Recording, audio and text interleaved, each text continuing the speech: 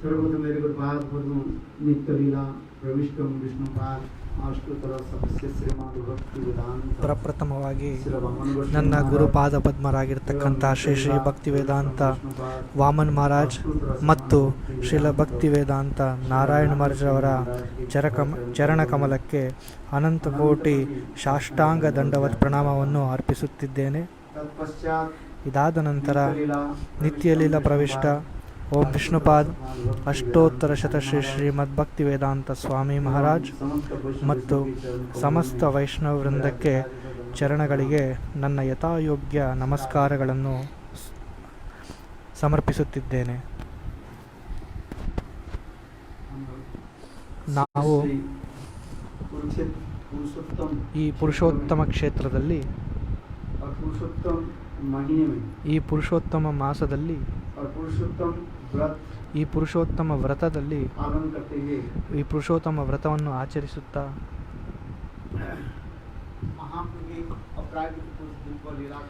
ಮಹಾಪ್ರಭುವಿನ ಅಪ್ರಾಕೃತ ದಿವ್ಯ ಲೀಲಾ ಕಥೆಯನ್ನು ಶ್ರವಣ ಮಾಡುವ ಪ್ರಯತ್ನವನ್ನು ಮಾಡುವ.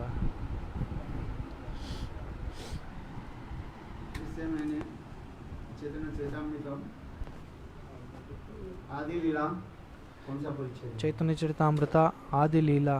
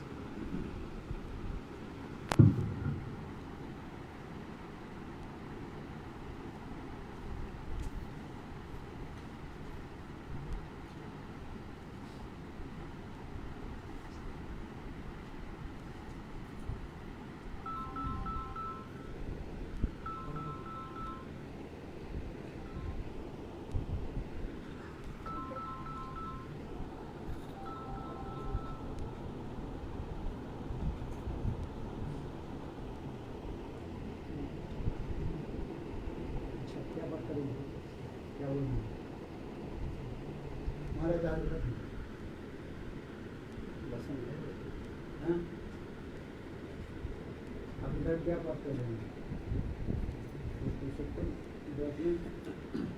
तो विषय रखा है नहीं. हम लोग हमारे तो गीता पाठ कर रहे थे, वही कर रहे थे. अच्छा, मैं एक ही श्लोक श्रीमद् भागवत की सार एक श्लोक है. ಶ್ರೀಮದ್ ಭಾಗವತದ ಸಾರವನ್ನು ಒಂದೇ ಶ್ಲೋಕದಲ್ಲಿ ನಾನು ಪ್ರಸ್ತುತ ಮಾಡುತ್ತಿದ್ದೇನೆ. ಜಯತಿ ಜನನಿವಾಸು, ಜಯತಿ ಜನನಿವಾಸೋ ದೇವಕಿ ಜನ್ಮವಾಸು. ಸ್ಥಿರತರ ವಿಲಿಗ್ನ ಸುಸ್ಮಿತ ಶ್ರೀ ಮುಖೇನ ಬ್ರಜಪುರ ಬಲಿತಾನ ವರ್ಧಯನ ಕಾಮದೇವ. ಈ ಶ್ಲೋಕದಲ್ಲಿ ಶ್ರೀಮದ್ ಭಾಗವತದ ಸಮಸ್ತದ ಸಾರವನ್ನು ಇದರಲ್ಲಿ ಇಟ್ಟಿದ್ದಾರೆ ಒಂದೇ ಶ್ಲೋಕದಲ್ಲಿ. ಸಾಧಾರಣವಾದ ಅರ್ಥ ಏನು ಅಂತ ಚಿಂತನೆ ಮಾಡುವ. ಜಯತಿ ಜನನಿವಾಸೋ,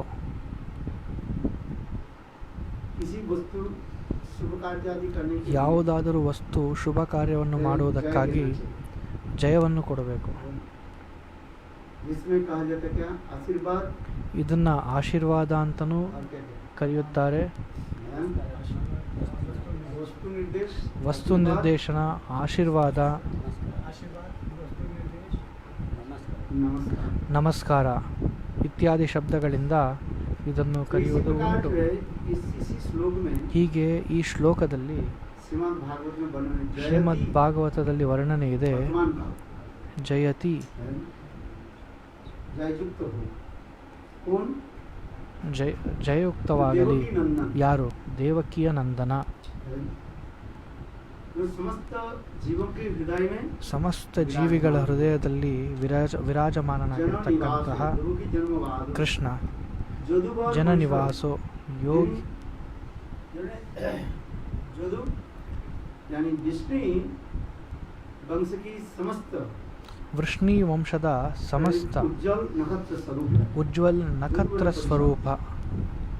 जिन्होंने क्या कि अपने बाहु आदि के द्वारा, भुजा आदि के द्वारा ಅವನ ಬಾಹು ಮತ್ತೆ धर्म स्थापना आदि की ಭುಜಗಳ ದ್ವಾರ अर्जुन के ಧರ್ಮದ द्वारा ಸ್ಥಾಪನೆಯನ್ನು जगत में ಮಾಡಿದ್ದಾನೆ. धर्म ಅರ್ಜುನನ स्थापन किया। कैसे? ಜೊತೆಗೆ कुरुक्षेत्र में ಧರ್ಮವನ್ನು ಸ್ಥಾಪನೆ ಮಾಡಿದ್ದಾನೆ ಕೃಷ್ಣ ಕುರುಕ್ಷೇತ್ರದ ಯುದ್ಧದ और ಮುಖಾಂತರ. अधर्मिक जो यानी विधर्मिक उन्होंने विनाश किया। ಮತ್ತೆ ಅಧರ್ಮಿಗಳನ್ನು ವಿಧರ್ಮಿಗಳನ್ನು जिनकी सौंदर्य ಭಗವಂತನು माधुर्य ವಿನಾಶ वर्णन- ಮಾಡುತ್ತಾ वर्णन किया गया। ಅಂತಹ जिनकी ಭಗವಂತನ सौंदर्य यानी ಮಾಧುರ್ಯ ಸೌಂದರ್ಯವನ್ನು ವರ್ಣನೆ ಮಾಡುತ್ತಾ मुस्कान के देख करके ಅವನ ಮಂದಸ್ಮಿತವಾಗಿರ್ತಕ್ಕಂತಹ ಮುಗುಳ್ನಗೆಯನ್ನು ನೋಡುತ್ತಾ नहीं चलने वाले ಚರ ಅಚರ ನಡೆದಾಡುವ ಮತ್ತು ನಡೆದಾಡಲು ಸಾಧ್ಯವಿಲ್ಲವಾಗಿರ್ತಕ್ಕಂತಹ ಸ್ಥಾವರ ಮತ್ತು ಜಂಗಮ विपरीत धर्म धारण कर लेते हैं। ಇದು ವಿಪರೀತ ಧರ್ಮ ಧಾರಣೆಯನ್ನು चलने वाले ಮಾಡುತ್ತವೆ. जो स्थिर हो जाते हैं। और स्थिर वस्तु क्या होता है? चलना शुरू करते हैं। ಓಡಾಡುವ ವ್ಯಕ್ತಿಗಳು विपरीत धर्म ನಿಂತು का ಹೋಗ್ತಾರೆ. ನಿಂತಿರ್ತಕ್ಕಂತಹ ವಸ್ತುಗಳು ಓಡಾಡಲಿಕ್ಕೆ ಶುರುವಾಗುತ್ತೆ. मंद मुस्कान तो माधुर्य ಯಾವುದರಿಂದ? ಕೃಷ್ಣನ ಮುಗುಳ್ನಗೆಯನ್ನು ನೋಡುವುದರಿಂದ माधुर्य प्रेम माधुर्य ರೂಪಮಾಧುರ್ಯ, ಗುಣಮಾಧುರ್ಯ, ವೇಣುಮಾಧುರ್ಯ, ಪ್ರೇಮ ಮಾಧುರ್ಯ, ಈ 4 ಮಾಧುರ್ಯಗಳ ದ್ವಾರ विपरीत भाव को- ಸಮಸ್ತ ಜೀವಿಗಳ ವಿಪರೀತ ಭಾವದ ಪ್ರಕಾಶ. जो चलने वाले जो है वो स्थिर हो जाते हैं। ನಡೆದಾಡುವ ವಸ್ತುಗಳು और स्थिर निंत वाले को होಗ್ತವೆ. क्या होता है? चलना शुरू करते हैं। ನಿಂತಿರ್ತಕ್ಕಂತಹ ವಸ್ತುಗಳು ಓಡಾಡ್ಲಿಕ್ಕೆ ಶುರು ಮಾಡ್ತವೆ. ये स्थिरता ಸ್ಥಾವರ ಜಂಗಮವಾಗುತ್ತೆ, ಜಂಗಮ ಸ್ಥಾವರವಾಗುತ್ತೆ. बीजी नग्न और उनके समस्त पापों के जो है यानी दुख के जो है नाश करने वाले। कैसे? सुस्मित श्री मुखेन ಸಮಸ್ತ ವಿಘ್ನಗಳು ನಾಶವಾಗುತ್ತೆ. ಯಾವುದರಿಂದ? ಸುಂದರವಾದ ಮುಗುಳ್ನಗೆಯ ಮೂಲಕ, ಕೃಷ್ಣನ ಮುಗುಳ್ನಗೆಯ ಮೂಲಕ. व्रजपुर वनितानां वर्धन कामदेव। ವ್ರಜಪುರ ವಲಿತಾನಾಂ ವರ್ಧಯಂ ಕಾಮದೇವ. ब्रज में समस्त ಈ ಬ್ರಜದಲ್ಲಿ ಸಮಸ್ತ स्त्रियां ಸ್ತ್ರೀಯರೇನಿದ್ದಾರೆ, जिनकी रूप सौंदर्य माधुर्य ಯಾರ आदि ರೂಪ देख करके ಸೌಂದರ್ಯ ಮಾಧುರ್ಯಗಳನ್ನು ನೋಡಿ अपराकृत ಅಪ್ರಾಕೃತ ದಿವ್ಯ ಕಾಮದಲ್ಲಿ निमज्जित हो जाते हैं। वे वर्धन कामदेव ಆವಿಷ್ಟವಾಗಿರ್ತಾರೆ. अर्थात उनकी ब्रजवनिता की ವ್ರಜವನಿತೆಯರ काम वर्धनकारी कृष्ण जययुक्त ಕಾಮದ कृष्ण ವರ್ಧನಕ್ಕಾಗಿ के जययुक्त ಕೃಷ್ಣನಿಗೆ ಇಲ್ಲಿ ಜಯವನ್ನು ಕೊಡಲೇಬೇಕು. इसी श्लोक के ऊपर ಈ ಶ್ಲೋಕದ ಮೇಲೆ ವ್ಯಾಖ್ಯಾನ ಮಾಡಿದ್ದಾರೆ ಟೀಕಾಕಾರರು. एक ही श्लोक के द्वारा समस्त भागवत की सार को यहाँ पर वर्णन ಒಂದೇ ಶ್ಲೋಕದ ದ್ವಾರ ಸಮಸ್ತ ಭಾಗವತವನ್ನು ಇಲ್ಲಿ ವರ್ಣನೆ ಮಾಡಿದ್ದಾರೆ. टेंस पता है? ಜಯತಿ ಶಬ್ದದ ಮುಖಾಂತರ नित्य वर्तमान ನಿತ್ಯ ವರ್ತಮಾನ. जयति अर्थात जययुक्त हो। ಜಯತಿ ಅಂದರೆ ಜಯಯುಕ್ತವಾಗುವುದು. नित्य काल ನಿತ್ಯ ಕಾಲ.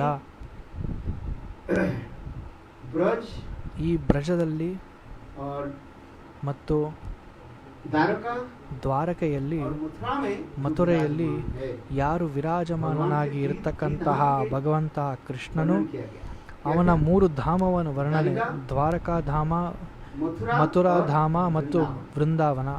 ये नित्य धाम में ಈ भगवान ನಿತ್ಯ ಧಾಮದಲ್ಲಿ ಭಗವಂತ ನಿತ್ಯ ರೂಪದಲ್ಲಿ ಸದಾ ಸರ್ವದ ವಿರಾಜಮಾನನಾಗಿರ್ತಾನೆ.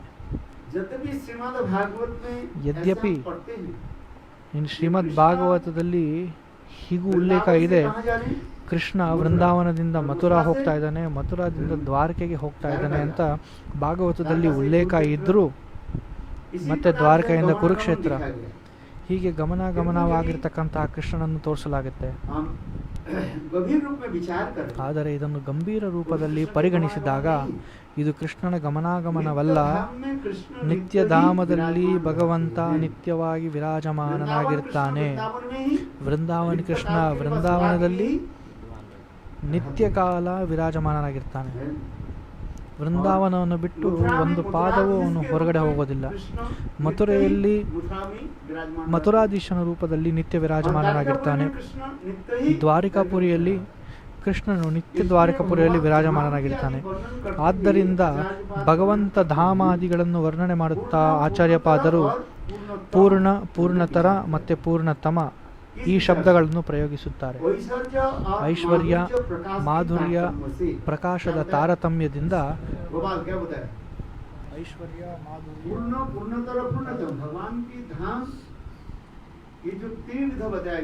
ಭಗವಂತನ ಧಾಮ ಪೂರ್ಣಧಾಮ ಯಾವುದು? ದ್ವಾರಕಾ. ದ್ವಾರಕಾ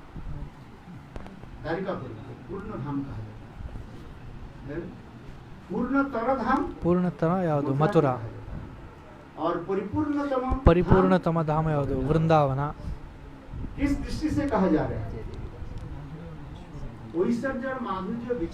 ಐಶ್ವರ್ಯ, ಮಾಧುರ್ಯ ವಿಚಾರದ ದ್ವಾರದಿಂದಲೇ ಈ ಸಮಸ್ತ ಪೂರ್ಣ, ಪೂರ್ಣತರ, ಪೂರ್ಣತಮದ ವಿಚಾರವಾಗುತ್ತೆ. ಆದ್ದರಿಂದ ವೃಂದಾವನದ ಕೃಷ್ಣ ವೃಂದಾವನದಲ್ಲೇ ವಿರಾಜಮಾನನಾಗಿರ್ತಾನೆ. ಆದ್ದರಿಂದ ಈ ಜಯತಿ ಎಂಬತಕ್ಕಂತಹ ಶಬ್ದದಿಂದ ಪ್ರಮಾಣ ಮಾಡಲಾಗುತ್ತೆ ನಿತ್ಯ ಭಗವಂತ ನಿತ್ಯ ಧಾಮದಲ್ಲಿ ವಿರಾಜಮಾನನಾಗಿರ್ತಾನೆ ಅಂತ. ವೃಂದಾವನಂ ಪರಿತ್ಯಜ್ಯ ಪಾದಮೇಕಂ ನಗಚ್ಚತಿ. ಸ್ವಯಂ ಭಗವಂತನು ಇದನ್ನು ಹೇಳ್ತಾನೆ, ನಾನು ವೃಂದಾವನನ್ನು ಅಗಲಿ ನನ್ನ ಪಾದವನ್ನು ಒಂದು ಹೆಜ್ಜೆ ಹೊರಗಡೆ ಇರೋದಿಲ್ಲ ಅಂತ ಹೇಳ್ತಾನೆ. ಶ್ರೀಮದ್ ಭಾಗವತದಲ್ಲಿ ನಾವು ನೋಡ್ತೀವಿ, ಭಗವಂತ ವೃಂದಾವನದಿಂದ ಮಥುರಾ, ಮಥುರೆಯಿಂದ ದ್ವಾರಕ್ಕೆ ಹೋಗ್ತಾ ಇದ್ದಾನೆ, ಗಮನಾಗಮನ ಮಾಡ್ತಾ ಇದ್ದಾನೆ. ಈ ಹೊರಡೋದು ಮತ್ತು ಬರುವುದು ಇದನ್ನು ನಾವು ನೋಡ್ತೀವಲ್ಲ. ಶ್ರೀಮದ್ ರೂಪ ಗೋಸ್ವಾಮಿ ಪಾದರು ಲಘು ಭಾಗವತದಲ್ಲಿ ವರ್ಣನೆ ಮಾಡ್ತಾರೆ. ಕೃಷ್ಣ ವೃಂದಾವನದಿಂದ ಮಥುರಾ, ಮಥುರಾಯಿಂದ ದ್ವಾರಕಾ, ದ್ವಾರಕಾಪುರಿಯಿಂದ ಮತ್ತೆ ಕುರುಕ್ಷೇತ್ರ ಆದಿ ಲೀಲಾದಿಗಳನ್ನು ಮಾಡಿ ಮತ್ತೆ ದ್ವಾರಕಾಗೆ ಬರ್ತಾರೆ. ಮತ್ತೆ ದ್ವಾರಕೆಯಿಂದ ಭಗವಂತ ಎಲ್ಲಿ ಹೋಗ್ತಾನೆ? ಮಥುರಾಗೆ ಬರ್ತಾನೆ. ಮತ್ತೆ ಮಥುರಾಗೆ ಬಂದು ಅಲ್ಲಿ ದಂತವಕ್ರನ ಸಂಹಾರ. ಇದು ಲಘು ಭಾಗವತದ ಗ್ರಂಥದ ಅನುಸಾರವಾಗಿ ಇರ್ತಕ್ಕಂತಹ ಕಥಾ ವ್ಯಾಖ್ಯಾನ. ಮತ್ತೆ ದಂತವಕ್ರನ ಸಂಹಾರ ಮಾಡಿದ ನಂತರ ಭಗವಂತ ಯಮುನೆಯನ್ನು ದಾಟಿ ವೃಂದಾವನಕ್ಕೆ ಬರ್ತಾನೆ. ವೃಂದಾವನಕ್ಕೆ ಬಂದು ಸಮಸ್ತ ವಿರಹಿಣಿ ಬ್ರಜವಧುಗಳನ್ನು ನೋಡಿ ಸಾಂತ್ವನ ಮಾಡುತ್ತಾ, ವಿಶೇಷವಾಗಿ ವ್ರಜಗೋಪಿಯರೊಂದಿಗೆ ಪ್ರೇಮ ವಿಹಾರವನ್ನು ಮಾಡಿ ಸಮಸ್ತ ವ್ರಜವಾಸಿಗಳನ್ನು ಕರ್ಕೊಂಡು ನಿತ್ಯ ಗೋಲಕ ವೃಂದಾವನಕ್ಕೆ ಹೊರಡುತ್ತಾನೆ. ಹೀಗೆ ಶ್ರೀಲ ರೂಪ ಗೋಸ್ವಾಮಿ ಪಾದರು ಲಘು ಭಾಗವತಾಮೃತದಲ್ಲಿ ವರ್ಣನೆ ಮಾಡಿದ್ದಾರೆ. ಭಾಗವತದಲ್ಲಿ ಈ ವರ್ಣನೆ ಇಲ್ಲ. ಭಾಗವತದಲ್ಲಿ ಭಗವಂತನೆಲ್ಲ ಎಲ್ಲಿವರೆಗೂ ವರ್ಣನೆ ಮಾಡ್ತಾ ಇದ್ದಾರೆ?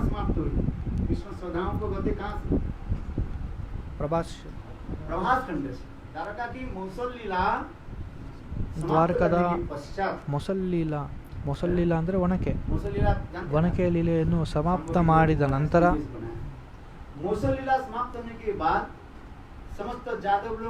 ಸಮಸ್ತ ಯಾದವ ಜನರು ಅವರವ್ರ ನಡುವೆ ಹೊಡೆದಾಡಿಕೊಂಡು ಅಲ್ಲಿಂದ ಅಪ್ರಕಟವಾಗ್ತಾರೆ. ಮತ್ತು ಬಾಕಿ ಎಲ್ಲ ದೇವತೆಗಳು ಅವರವರ ಕಾರ್ಯಗಳನ್ನು ಸಮಾಪ್ತ ಮಾಡಿ ಅವರ ನಿಜಧಾಮಕ್ಕೆ ಹೊರಡುತ್ತಾರೆ. ಭಗವಂತನಾಗಿರ್ತಕ್ಕಂತಹ ಕೃಷ್ಣ ಏನು ಮಾಡ್ತಾನೆ? ಪ್ರಭಾಸ್ ಖಂಡಕ್ಕೆ ಹೋಗಿ ಒಂದು ಮರದ ಕೆಳಗಡೆ ಕುಳಿತುಕೊಂಡು ಉದ್ಧವನಿಗೆ ಸ್ವಲ್ಪ ಉಪದೇಶ ಮಾಡಿ ಉದ್ಧವನಿಗೆ ಮತ್ತು ಮೈತ್ರೇಯನಿಗೆ ಉಪದೇಶ ಮಾಡಿ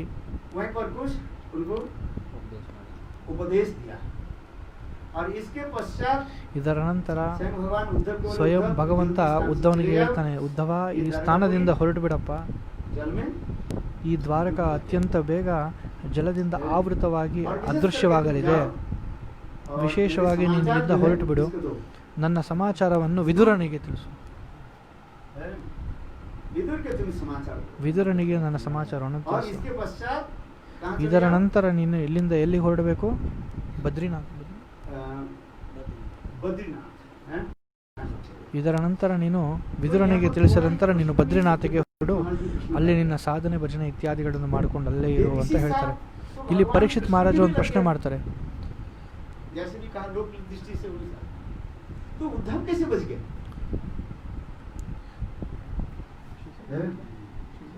थोड़ा विचार करिए आप लोग, क्या बता प्रश्न क्या किया? ऋषि सब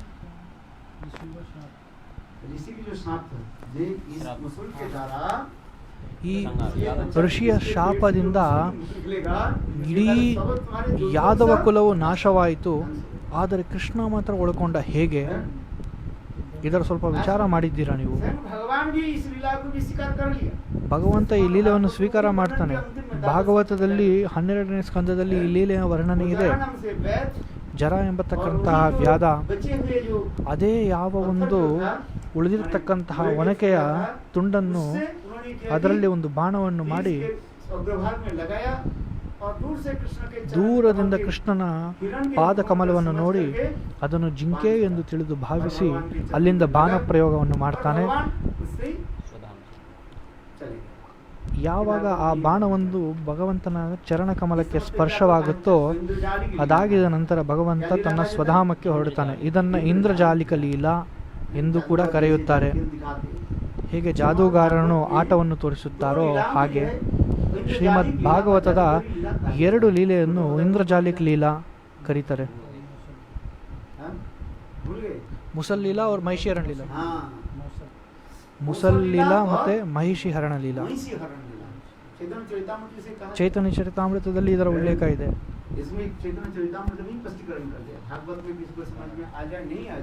ಭಾಗವತದಲ್ಲಿ ಇದರ ಸ್ಪಷ್ಟೀಕರಣ ಇದೆಯೋ ಇಲ್ವೋ ತಿಳಿಯದು, ಆದರೆ ಚೈತನ್ಯ ಚರಿತಾಮೃತದಲ್ಲಿ ಖಂಡಿತವಾಗಿ ಇದರ ವರ್ಣನೆ ಇದೆ. ಯಾವ ಲೀಲಾ? ಮುಸಲ್ ಲೀಲಾ ಮತ್ತು ಮಹಿಷಿ ಹರಣ ಲೀಲಾ. ಇದನ್ನು ಇಂದ್ರಜಾಲಿಕ ಲೀಲಾ ಎಂದು ವಿಶೇಷವಾಗಿ ಕರೆಯುತ್ತಾರೆ.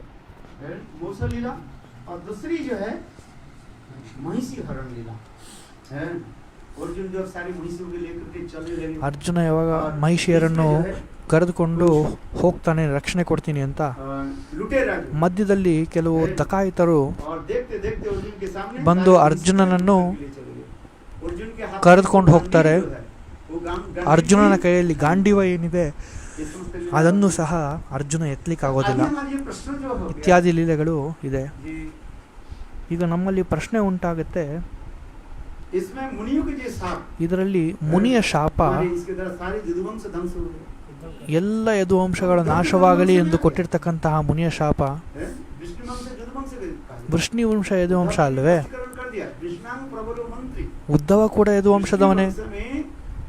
ವೃಷ್ಣಿ ವಂಶದಲ್ಲಿ ಉದ್ಧವ ಅತ್ಯಂತ ಪ್ರಬಲ ಮತ್ತು ಪ್ರಭಾವಶಾಲಿಯಾಗಿರ್ತಕ್ಕಂತಹ ವ್ಯಕ್ತಿ. ಕೃಷ್ಣನ ಮಂತ್ರಿ ಆಗಿರ್ತಕ್ಕಂಥವನು ಉದ್ಧವ. ಎಲ್ಲರೂ ಅವನನ್ನು ಒಪ್ಪುತ್ತಿದ್ರು. ಕೃಷ್ಣನ ಮಂತ್ರಿ ಉದ್ಧವ, ಅವನು ಕೃಷ್ಣನಿಗೆ ಸಲಹೆಯನ್ನು ಕೂಡ ಕೊಡ್ತಾ ಇದ್ದ. ಉದ್ಧವ ಹೇಗೆ ಉಳ್ಕೊಂಡ್ಬಿಟ್ಟ? ಸ್ವಯಂ ಭಗವಂತ ಉಳಿಲಿಲ್ಲ ಈ ಶಾಪದಿಂದ, ಆದರೆ ಉದ್ಧವ ಹೇಗೆ ಉಳಿದ್ಬಿಟ್ಟ? ಮತ್ತೆ ಉದ್ಧವ ಎಲ್ಲಿ ಹೋದ? ಅದೇ ಪ್ರಭಾಸ ಖಂಡವನ್ನು ಮತ್ತು ದ್ವಾರಕಾಪುರಿಯನ್ನು ತ್ಯಾಗ ಮಾಡಿ ಕುರುಜಾಂಗನ ಪ್ರದೇಶದಲ್ಲಿ ಮುಖಾಂತರ ಯಮುನೆಯ ತಟಯ ಹತ್ರ ವಿದುರನನ್ನು ಭೇಟಿ ಮಾಡಿ ಮತ್ತೆ ಅಲ್ಲಿ ಉದ್ಧವ ಮತ್ತು ವಿದುರನ ಸಂವಾದವಾಗುತ್ತೆ. ತುಂಬ ಸುಂದರವಾದ ಕಥೆ. ಹಲವು ಬಾರಿ ಮಹಾರಾಜರು ಇದರ ಬಗ್ಗೆ ಹೇಳಿದ್ದಾರೆ, ಉದ್ಧವ ಮತ್ತು ವಿದುರನ ಸಂವಾದ.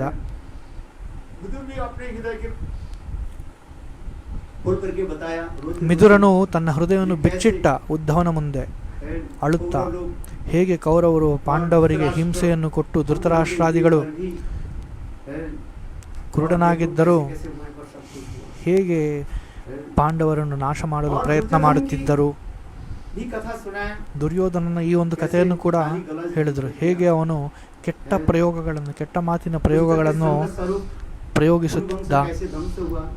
ದುಷ್ಟರ ಸ್ವರೂಪ ಕುರುವಂಶ ಹೇಗೆ ನಾಶವಾಯಿತು, ಯುದ್ಧದ ನಂತರದ ಪರಿಣಾಮಗಳೇನಾಯಿತು, ಇವೆಲ್ಲ ವಿದುರನು ಹೇಳಿದ. ಈ ಕಡೆ ಉದ್ಧವನು ಕೂಡ ತನ್ನ ಚಿಕ್ಕವನಿಂದ ಏನೇನು ಕಂಡ ಅದನ್ನೆಲ್ಲ ಹೇಳಿ ಕೃಷ್ಣನ ಇತ್ಯಾದಿ ಕಥೆಗಳನ್ನು ಹೇಳಿ ಭಗವಂತನ ಆದೇಶದ ಅನುಸಾರ ಮುಂದೆ ಉದ್ಧವ ಬದ್ರಿನಾಥ ಕ್ಷೇತ್ರಕ್ಕೆ ಹೊರಡುತ್ತಾನೆ.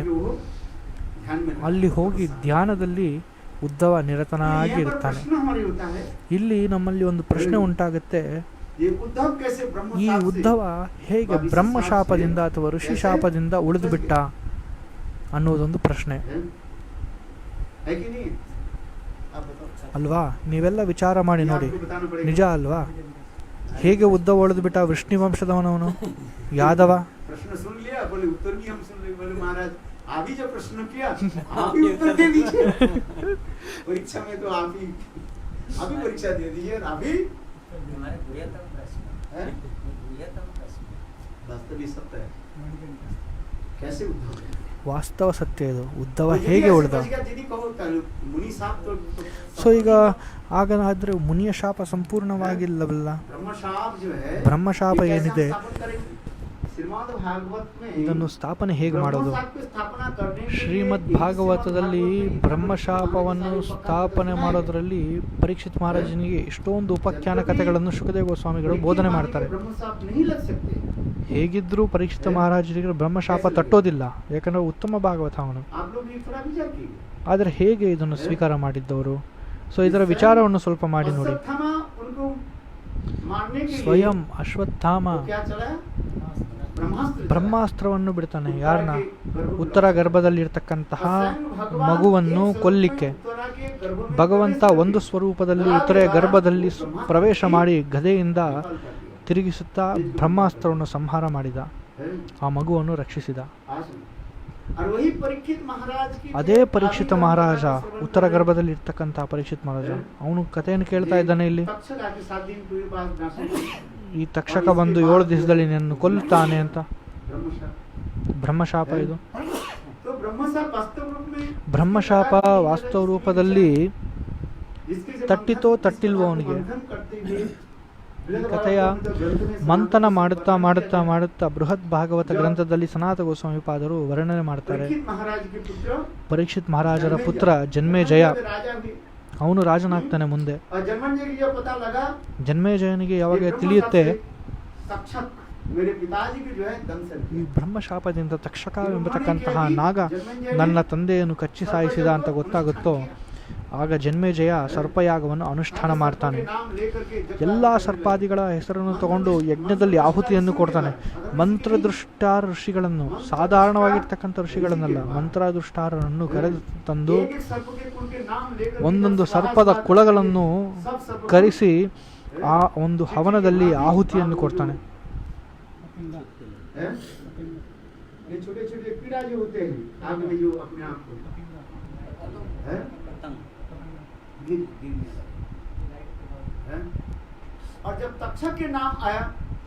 ಯಾಗ ತಕ್ಷಕನ ಹೆಸರು ಬಂತೋ ಆಹುತಿಯಲ್ಲಿ ತಕ್ಷಕ ಹೆದರು ಬಿಟ್ಟ.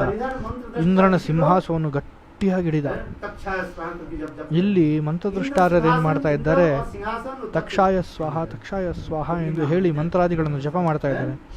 ಇಂದ್ರದ ಸಿಂಹಾಸನ, ಇಂದ್ರನ ಜೊತೆಗೆ ಆ ಸಿಂಹಾಸನ ಜೊತೆಗೆ ಆ ಮಂತ್ರವ ಕರೆ ತಂದಿತ್ತು. ಇನ್ನೇನು ಬೀಳಬೇಕು ಅನ್ನೋ ಸಮಯದಲ್ಲಿ ಬ್ರಹ್ಮರು ಬಂದು, ನೋಡಪ್ಪ ಜನ್ಮೇಜಯ, ಈ ಯಜ್ಞವನ್ನು ಹೀಗೆ ಮಾಡೋದು ಉಚಿತವಲ್ಲ, ಹಿಂಸೆಯಿಂದ ಹಿಂಸೆ ಮಾಡೋದು ಸರಿಯಲ್ಲ, ದಯವಿಟ್ಟು ಇದು ಯಜ್ಞವನ್ನು ಉಪಸಂಹಾರ ಮಾಡು ಎಂದು ಬೋಧಿಸಿ ತಿಳಿಸಿ ಅಲ್ಲಿಗೆ ನಿಲ್ಲಿಸ್ತಾರೆ. ಮತ್ತೆ ಮುಂದೆ ಜೈಮಿನಿ ಋಷಿಗಳು ತಿಳಿಸ್ಕೊಡ್ತಾರೆ, ವಾಸ್ತವವಾಗಿ ನಿನ್ನ ತಂದೆ ಈ ತಕ್ಷಕ ಎಂಬ ನಾಗ ಬಂದು ಕಚ್ಚುವ ಮುಂಚೆಯೇ ಅವನ ನಿತ್ಯ ಸ್ವರೂಪದಲ್ಲಿ ಭಗವಂತ ಧಾಮಕ್ಕೆ ಹೊರಡು ಬಿಟ್ಟ.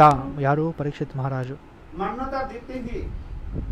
ಕೇವಲ ಬ್ರಹ್ಮಶಾಪಕ್ಕೆ ಮಾನ್ಯತೆಯನ್ನು ಕೊಡುತ್ತಾ ಈ ತಕ್ಷಕ ಬಂದು ಅವನ ಮೃತ ಶರೀರವನ್ನು ಕಚ್ತಾನೆ. ಈ ತಕ್ಷಕ ಕಚ್ಚಲಿಕ್ಕಿಂತ ಮುಂಚೆಯೇ ಪರೀಕ್ಷಿತ್ ಮಹಾರಾಜು ನಿತ್ಯಧಾಮಕ್ಕೆ ಹೊರಟು ಬಿಟ್ಟಿರ್ತಾರೆ. ಪರೀಕ್ಷಿತ್ ಮಹಾರಾಜ್ ಕಥಾ ಸಮಾಪ್ತವಾಗಿರ್ತಕ್ಕಂತೆ ಶುಕದೇವ ಗೋಸ್ವಾಮಿ ಪಾದ ಹೇಳ್ತಾರೆ, ನೀನು ಸಮಾಧಿಸ್ಥನಾಗಪ್ಪ ಪರೀಕ್ಷಿತ್ ಮಹಾರಾಜ, ಈ ಕೃಷ್ಣಲೀಲೆಯ ಸ್ಮರಣೆ ಮಾಡು. ಯಾಕಂದರೆ ಅತ್ಯಂತ ಬೇಗ ಇನ್ನೇನು ತಕ್ಷಕ ಬಂದು समाधि ನಿನ್ನನ್ನು ಕಚ್ಚುತ್ತಾನೆ. ಆದ್ದರಿಂದ ನೀನು ಸಮಾಧಿಸ್ಥನಾಗು और नित्य धाम में क्यों चलेगा? ಮತ್ತೆ ನಿತ್ಯ ಧಾಮಕ್ಕೆ ನೀನು ಹೊರಡು समाधि में क्यों? हैं? ಎಂದು ಉಪದೇಶ ಮಾಡ್ತಾರೆ ಶುದ್ಧ ಗೋಸ್ವಾಮಿ ಪಾದರು ಪರೀಕ್ಷಿತರಿಗೆ. ಆಗ ಪರೀಕ್ಷಿತ್ ಮಹಾರಾಜರು ಏನು ಮಾಡ್ತಾರೆ, ಸಮಾಧಿಸ್ಥರಾಗಿ ನಿತ್ಯ ಸ್ವರೂಪದಲ್ಲಿ ಗೋಪಿ ಭಾವವನ್ನು ಪ್ರಾಪ್ತಿ ಮಾಡಿ ಗೋಲೋಕ ವೃಂದಾವನಕ್ಕೆ ಹೊರಟು ಬರ್ತಾರೆ. और यहाँ जो तक्षक आ गए, ಮತ್ತೆ ಇಲ್ಲಿ ತಕ್ಷಕ ಬಂದ. ತಕ್ಷಕ ಬಂದು ಏನು ಮಾಡ್ತಾನೆ, तक्षक कैसे आ गए? ಹೇಗೆ ಬಂದ ತಕ್ಷಕ? राम का ಸರ್ಪ. है। और तक्षक देखा क्या, एक ब्राह्मण जा रहे हैं। ತಕ್ಷಕ ಏನು ಮಾಡ್ದ, कहाँ जा रहे हैं? भाई परीक्षित के सभा में जा रहे हैं। इसलिए ಒಬ್ಬ ಬ್ರಾಹ್ಮಣನ ನೋಡಿ ಹೇಳ್ತಾನೆ, मैंने सुना ಬ್ರಾಹ್ಮಣ ಎಲ್ಲಿ ಹೋಗ್ತಾ ಇದ್ಯಾ? ನಾನು ಪರೀಕ್ಷಿತ್ ಮಹಾರಾಜ ಸಭೆಗೆ ಹೋಗ್ತಾ ಇದ್ದೀನಿ. ಯಾಕೆ? ಬ್ರಾಹ್ಮಣ ಹೇಳ್ತಾನೆ, ನನಗೆ ಗೊತ್ತಾಗಿದೆ ತಕ್ಷಕ ಬಂದು ಈ ಪರೀಕ್ಷಿತ್ ಮಹಾರಾಜನ ಕಚ್ಚಿ ಸಾಯಿಸ್ತಾನೆ ಅಂತ. ಆದರೆ ನನ್ನಲ್ಲಿ ಒಂದು ಮಂತ್ರ ಇದೆ, ಆ ಮಂತ್ರದಿಂದ ಈ ವಿಷವನ್ನು ತಣ್ಣಗೆ ಮಾಡಿ ಮತ್ತೆ ಜೀವವನ್ನು ಉಳಿಸಬಹುದು. ಆದ್ದರಿಂದ ನಾನು ಅಲ್ಲಿ ಹೋಗ್ತಾ ಇದ್ದೀನಿ ಅಂತ ಹೇಳ್ತಾನೆ. ಆಗ ತಕ್ಷಕ ಹೇಳ್ತಾನೆ, ನಿಮ್ಮ ಹತ್ರ ಈ ದಿವ್ಯ ಮಂತ್ರ ಇದೆ ಅಲ್ವಾ, इस मंत्र के द्वारा मैं जीवित कर सकता हूं। ಆ ಋಷಿ ಹೇಳ್ತಾನೆ, ಈ ಮಂತ್ರದ ದ್ವಾರ ನಾನು ಯಾರನ್ನಾದರೂ ಬದುಕಿಸಬಲ್ಲೆ ಅಂತ ಹೇಳ್ತಾನೆ. ಆಗ ತಕ್ಷಕ ಹೇಳ್ತಾನೆ, ಈ ಒಂದು ಹಚ್ಚ ಹಸಿರಾಗಿರ್ತಕ್ಕಂತಹ ಮರವನ್ನು ನಾನು ಕಚ್ಚಿದ್ದೀನಿ, ನೀನು ಉಳಿಸು ನೋಡೋಣ ಅಂತ ಹೇಳಿ ತಕ್ಷಕ ಆ ಮರವನ್ನು ಕಚ್ಚುತ್ತಾನೆ. ಅವನ ವಿಷ ಪ್ರಯೋಗದಿಂದ ಇಡೀ ಮರ ಸತ್ತು ಹೋಗುತ್ತೆ. ಈ ಬ್ರಾಹ್ಮಣ ಏನು ಮಾಡ್ತಾನೆ, ತನ್ನ ಮಂತ್ರದಿಂದ ಮಂತ್ರಭೂತವಾಗಿರ್ತಕ್ಕಂಥ ಸ್ವರಗಳಿಂದ ಉಚ್ಚಾರಣೆ ಮಾಡಿ ಆ ಮರವನ್ನು ಜೀವಿತವಾಗಿ ಮತ್ತೆ ಮರಳಿ ತರುತ್ತಾನೆ. ತಕ್ಷಕನಿಗೆ ಇದು ಗೊತ್ತಾಗಿದೆ, ಓಹ್ ಬ್ರಹ್ಮಶಾಪದಿಂದ ಪರೀಕ್ಷಿತ ಉಳಿದು ಬಿಡ್ತಾನೆ. ಆಗ ತಕ್ಷಕ ಈ ಬ್ರಾಹ್ಮಣಿಗೆ ಲೋಭವನ್ನು ತೋರಿಸ್ತಾನೆ. ನೀನು ಆ ರಾಜನನ್ನು ಉಳಿಸಿದರೆ ನಿನಗೇನು ಸಿಗುತ್ತೆ, ಹಣ ಸಿಗುತ್ತೆ ಮತ್ತೆ ಅಲ್ವಾ, ಆದ್ದರಿಂದ ಆ ಹಣವನ್ನು ನಾನೇ ಕೊಡ್ತೀನಪ್ಪ ನಿನಗೆ ಅಂತ ಹೇಳಿ ಕೆಲವೊಂದು ಸ್ವರ್ಣ ಮುದ್ರೆಗಳನ್ನು ಅವನ ಮುಂದೆ ಇಡ್ತಾನೆ. ಈ ಬ್ರಾಹ್ಮಣ, ಚಪಲ ಬ್ರಾಹ್ಮಣ, ನೋಡ್ತಾ ಇದ್ದಂಗೆ ಅವನು ಅದರಲ್ಲಿ ಆಕರ್ಷಿತನಾಗುತ್ತಾನೆ. ತಕ್ಷಕ ಮತ್ತೆ ತಗೊಂಡು ಬಂದು ಕೊಡ್ತಾನೆ, ಇನ್ನ ಹಣವನ್ನು ಕೊಡ್ತಾನೆ. ಈ ಬ್ರಾಹ್ಮಣನ ಮುಖಾಂತರ ಸೂಕ್ಷ್ಮ ರೂಪದಲ್ಲಿ ತಕ್ಷಕ ಸಭೆಯಲ್ಲಿ ಹೋಗಿ ಪರೀಕ್ಷಿತ್ ಮಹಾರಾಜನನ್ನು ಕಚ್ಚಿಬಿಡ್ತಾನೆ. ಪುರಾಣ ಮತ್ತು ಭಾಗವತದಲ್ಲೂ ಕೂಡ ಇದರ ವರ್ಣನೆ ಇದೆ. ವಾಸ್ತವ ರೂಪದಲ್ಲಿ ಹೇಳುವ ಉದ್ದೇಶ ಏನು ಅಂದರೆ, ಶ್ರೀಮದ್ ಭಾಗವತದಲ್ಲಿ ಈ ಬ್ರಹ್ಮಶಾಪವನ್ನು ಉದ್ದೇಶಿಸಿಯೇ ಎಲ್ಲ ಅಂತ್ಯಾದಿಗಳೆಲ್ಲ ಈ ಬ್ರಹ್ಮಶಾಪದ ಮುಖಾಂತರವೇ ಆಗಿರೋದು. ಮತ್ತೆ ಇದರ ವಿವರಣೆಯನ್ನು ಶ್ರೀಮದ್ ಭಾಗವತ ಕೊಡುತ್ತೆ ಮತ್ತು ಇದರ ದೃಢೀಕರಿಸುತ್ತೆ ಶ್ರೀಮದ್ ಭಾಗವತ. ಪರೀಕ್ಷಿತ್ ಮಹಾರಾಜರೇನಾದರೂ ಸಮ್ಯಕ್ ಋಷಿಗಳ ಆಶ್ರಮಕ್ಕೆ ಹೊರಡದೇ ಇದ್ದರೆ ಇದೆಲ್ಲ ಆಗ್ತಾನೆ ಇರಲಿಲ್ವಲ್ಲ. ಎರಡು ಲೀಲಾ ಒಂದೇ ಸಲ ಸೇರಿದೆ. ಒಂದು ಕಲಿದಮನ ಲೀಲಾ, ಶೃಂಗಿ ಋಷಿಕ ಶಾಪ್.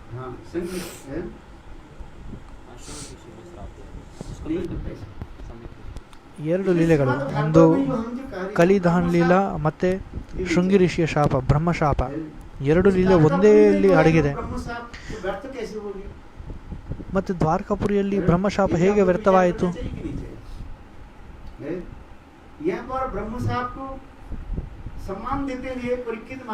ಇಲ್ಲಿ ಬ್ರಹ್ಮಶಾಪವನ್ನು ಸ್ವೀಕರಿಸುತ್ತಾ ಪರೀಕ್ಷಿತ ಮಹಾರಾಜರು ಏನು ಮಾಡ್ತಾರೆ, ಧ್ಯಾನಸ್ಥರಾಗಿ ಸಮಾಧಿಯಾಗಿ ಅಲ್ಲಿಂದ ಹೊರಟು ಬಿಡ್ತಾರೆ ನಿತ್ಯಧಾಮಕ್ಕೆ.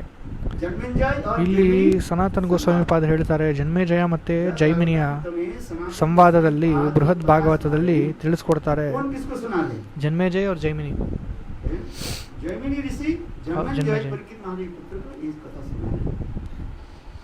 ಜೈಮಿನಿ ಋಷಿಗಳು ಜನ್ಮೇಜಯನಿಗೆ ಈ ಇಡೀ ಭಾಗವತದ ಕಥೆಯನ್ನು ಹೇಳ್ತಾರೆ.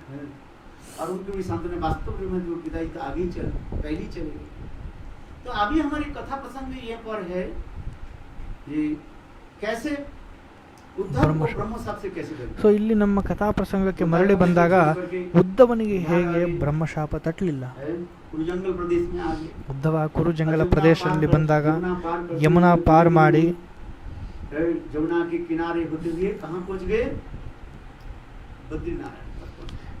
ಯಮುನೆಯನ್ನು ಹಿಂಬಾಲಿಸಿ ಬದ್ರಿನಾಥನವರೆಗೂ ಸೇರಿಬಿಡ್ತಾನೆ. ಅಲ್ಲಿ ಹೋಗಿ ತಪಸ್ಯಾದಿಗಳನ್ನು ಮಾಡಿ ತನ್ನ ಸಾಧನೆಯನ್ನು ಮುಂದುವರಿಸ್ತಾನೆ. ಇದೆಲ್ಲ ವಿಚಾರ ಮಾಡಿ ನೀವೇನಾದ್ರು ಹೇಳಲಿಕ್ಕಾಗತ್ತಾ, ಹೇಗೆ ಉದ್ಧವ ಬ್ರಹ್ಮಶಾಪದಿಂದ ತಪ್ಪಿಸಿಕೊಂಡ ಅಂತ?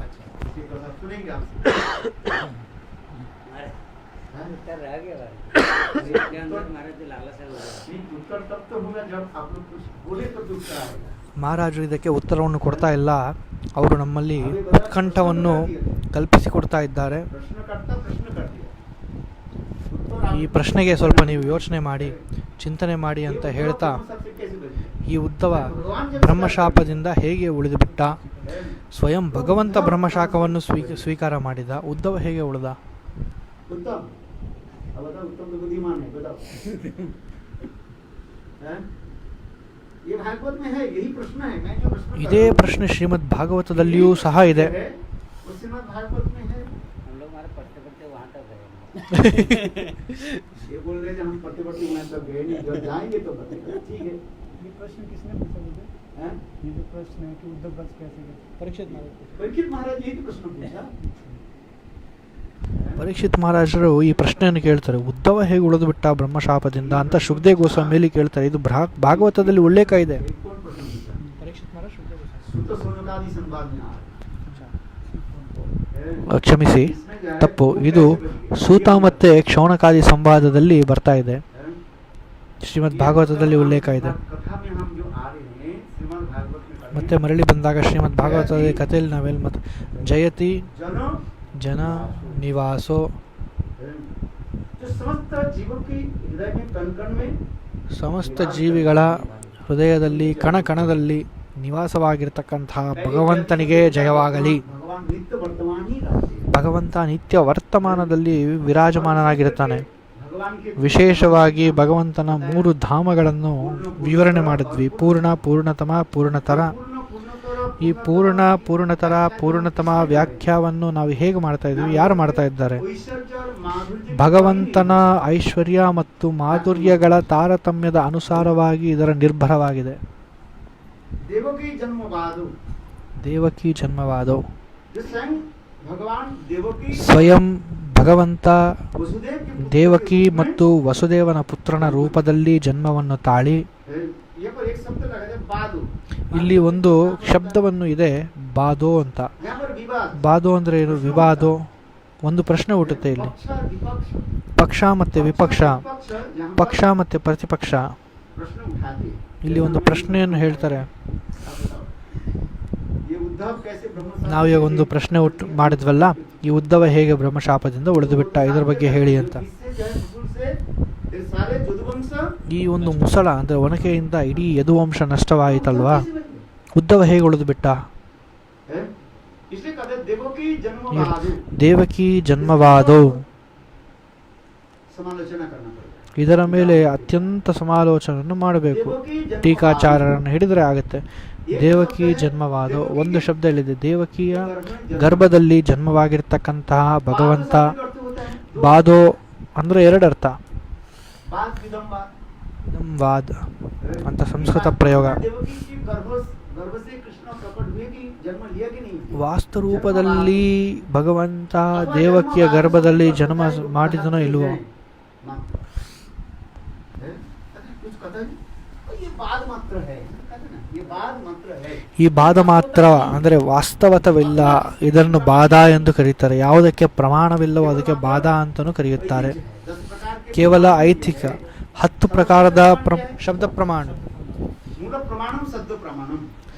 10 ಪ್ರಕಾರದ ಪ್ರಮಾಣಗಳಲ್ಲಿ ಮೂಲ ಪ್ರಮಾಣ ಯಾವುದು? ಶಬ್ದ ಪ್ರಮಾಣ. ಯಾಕೆ? ಅದು ಅಪೌರುಷೇಯ, ವೇದವಾಕ್ಯವಾನ್, ಆಮ್ನೇಯ ವಾಕ್ಯವಾನ್ ಎಂದು ಕೂಡ ಕರೆಯುತ್ತಾರೆ. ಶ್ರುತಿ ವಾಕ್ಯ ಇದಲ್ಲ. माधुर्य कादम्बिनी ಮಾಧುರ್ಯ ಕಾದಂಬಿನಿ ಗ್ರಂಥದಲ್ಲಿ ಇದರ ವರ್ಣನೆ ಮಾಡ್ತಾ ಇದ್ದಾರೆ. सब प्रमाण में कहीं ಎಲ್ಲ ಪ್ರಮಾಣದಲ್ಲಿ ಎಲ್ಲಾದರೂ ಒಂದು ಕಡೆ ದೋಷ ಸಿಗುತ್ತೆ, ತುಟಿ ಸಿಗುತ್ತೆ, ಅಭಾವ ಸಿಗುತ್ತೆ. किंतु शब्द प्रमाण, ಆದರೆ ಶಬ್ದ ಪ್ರಮಾಣದಲ್ಲಿ ಯಾವ ದೋಷ ತುಟಿಯೂ ಇಲ್ಲ. ಯಾಕಿಲ್ಲ? शब्द प्रमाण में दोष त्रुटि नहीं है। उत्तम, शब्द प्रमाण में दोष त्रुटि नहीं है। क्यों? परंपरा से प्राप्ति अपौरुषम, अपौरुषम वाक्य, अपौरुषम वाक्य माने भगवत वाक्य। ಅಪೌರುಷೇಯ ಅಂದರೆ ಭಗವಂತನ ವಾಕ್ಯ ಯಾವುದು ಮನುಷ್ಯರಿಂದ ಇದು ಉಲ್ಲೇಖವಾಗಿಲ್ಲ. ಭಗವಂತನಲ್ಲಿ ಈ ಮನುಷ್ಯರಲ್ಲಿ 4 ದೋಷ: ಬ್ರಹ್ಮ, ಪ್ರಮಾದ, ಕರ್ಣಪಾಠವ, ವಿಪ್ರಲಿಪ್ಸ. ಆದರೆ ಭಗವಂತನಲ್ಲಿ ಈ 4 ದೋಷಗಳು ಇರೋದಿಲ್ಲ. चतुष्टय दोष ಚತುಷ್ಟಯ ದೋಷರಹಿತಂ ಭಗವದ್ಧಂ. अपौरुष वाक्य कहा जाता है। ಇದಕ್ಕೆ ಅಪೌರುಷೇಯ ವಾಕ್ಯ ಎಂದು ಕರೆಯುತ್ತಾರೆ. ಯಾವ ಪುರುಷ ಅಥವಾ ಮನುಷ್ಯನ ದ್ವಾರ ಇದು ಉಲ್ಲೇಖವಾಗಿಲ್ಲ. ये साक्षात भगवान ಇದು ಸಾಕ್ಷಾತ್ ಭಗವಂತ ತನ್ನ ಮುಖಾರವಿಂದ ಮೂಲಕ ಹೇಳಿರ್ತಕ್ಕಂತಹ ವಾಕ್ಯಗಳು. ತನ್ನ ಮೂಲ ಸ್ವರೂಪದಲ್ಲಿ ವೇದವಾಣಿಯ ಮೂರ್ತ ಸ್ವರೂಪ, ಒಂದು ಮೂರ್ತ ಇನ್ನೊಂದು ಅಮೂರ್ತವಾಗುತ್ತೆ. ಮ್ಯಾನಿಫೆಸ್ಟೇಷನ್ ಮತ್ತು ಅನ್ಮ್ಯಾನಿಫೆಸ್ಟೇಷನ್ ಇಂಗ್ಲೀಷ್ನಲ್ಲಿ ಕರೆಯೋದು ಹಾಗಿದ್ರೆ. तो अमूर्त जो है ಅಮೂರ್ತ ರೂಪದಲ್ಲಿ ಮತ್ತು ಮೂರ್ತ ರೂಪದಲ್ಲಿ ಹೇಳಿದ್ದಾರೆ. ಭಗವಂತನಿಗೆ ಮುಖನಿಶ್ಚಿತ ವಾಣಿ ಏನಿದು? ಸಾಕ್ಷಾತ್ ವಾಂಗ್ಮಯ ವಾಣಿ ಇದು. ವೇದ, ಪುರಾಣ, ಉಪನಿಷತ್, ಶ್ರೀಮದ್ ಭಾಗವತಂ ಇದು ಭಗವಂತನ ವಾಂಗ್ಮಯ ಮೂರ್ತಿ ಸ್ವರೂಪ. ಭಗವಂತನ ಸಾಕ್ಷಾತ್ ಶಬ್ದಬ್ರಹ್ಮ ರೂಪದಲ್ಲಿ ಈ ಶ್ರೀಮದ್ ಭಾಗವತದಲ್ಲಿ ವಿರಾಜಮಾನನಾಗಿರ್ತಾನೆ ಸದಾಕಾಲ. ಮತ್ತು ಈ ಶ್ರೀಮದ್ ಭಾಗವತದ ಮಹಾತ್ಮ್ಯದಲ್ಲಿ ಪದ್ಮಪುರಾಣದಲ್ಲಿ ಈ ಶ್ಲೋಕ ಹೇಳ್ತಾರೆ. ಪಾದೋ ಯದಿಯೋ ದ್ವಿತೀಯೋ ತೃತೀಯೋ ತೃತೀಯೋ ಕರಿಯೋ, ಈ ಒಂದು ಶ್ಲೋಕದಲ್ಲಿ ಹೇಳ್ತಾರೆ 12 ಸ್ಕಂದದ ಶ್ರೀಮದ್ ಭಾಗವತ. ಈ 12 ಸ್ಕಂದಗಳು ಶ್ರೀಮದ್ ಭಗವಂತನ ಸಾಕ್ಷಾತ್ ವಿಗ್ರಹ ಸ್ವರೂಪ. ಶ್ರೀಮದ್ ಭಾಗವತದಲ್ಲಿ ಪ್ರಮಾಣವನ್ನು ಕೊಟ್ಟಿದ್ದಾರೆ. ಕೃಷ್ಣ ಸ್ವಧಾಮೋಪಗತೆ ಧರ್ಮ ಜ್ಞಾನಾದಿಭಿ ಸಹ. ದ್ವಾಪರ ಲೀಲೆಯ ನಂತರ ಕೃಷ್ಣ ಸ್ವಧಾಮಕ್ಕೆ ಇವಾಗ ಹೊರಡುತ್ತಾನೆ. ಜೀವಿಗಳ ಕಲ್ಯಾಣ ಮಾಡಲಿಕ್ಕೆ ಕಲಿಯುಗದ ಪ್ರಾರಂಭವಾಗಲಿಕ್ಕಿಂತ ಮುಂಚೆಯೇ ಸ್ವಯಂ ಭಗವಂತ ಎರಡನೇ ಸರಿ ಪ್ರಕಟನಾಗ್ತಾನೆ. ಯಾವ ರೂಪದಲ್ಲಿ? ಶಬ್ದ ಭಾಗವತ ರೂಪದಲ್ಲಿ. ಭಾಗವತವೆಂಬ ಸೂರ್ಯದ ರೂಪದಲ್ಲಿ ಪ್ರಕಟನಾಗ್ತಾನೆ. ಶ್ರೀಮದ್ ಭಾಗವತ ಭಗವತ್ ಸ್ವರೂಪಿ. ಈ ಭಾಗವತ ಭಗವಂತನ ಸ್ವರೂಪ, ವಾಂಗ್ಮಯ ಮೂರ್ತಿ. ಈ ಗೀತೆ ಯಾವುದು? ಗೀತೆ ಯಾರು ಬರೆದಿದ್ದು? ವ್ಯಾಸದೇವರು ಬರೆದಿದ್ದು. ಮಹಾಭಾರತ ಇತ್ಯಾದಿಗಳನ್ನು ಅಲ್ಲ. ಇದು ಸಾಕ್ಷಾತ್ ಭಗವಂತನ ವಾಂಗ್ಮಯ ಮೂರ್ತಿ, ಶಬ್ದಮಯ ವಾಂಗ್ಮಯ ಮೂರ್ತಿ ಸ್ವರೂಪ ಇದಲ್ಲ. ಭಗವಾನುವಾಚ, ದೇವರು ಹೇಳಿದ್ದಾರಪ್ಪ. ಸಾಕ್ಷಾತ್ ರೂಪದಲ್ಲಿ ಹೇಳುತ್ತೆ ಭಗವದ್ಗೀತೆ. ಇದೇ ವ್ಯಾಸಕಾರರು ಗ್ರಂಥಕಾರ ರೂಪದಲ್ಲಿ, ಪ್ರವೃತ್ತಿಕಾರ ರೂಪದಲ್ಲಿ ಇದನ್ನು ಪ್ರಕಾಶ ಮಾಡಿಕೊಡ್ತಾರೆ ಅಷ್ಟೇ, ಇನ್ನೇನಿಲ್ಲ.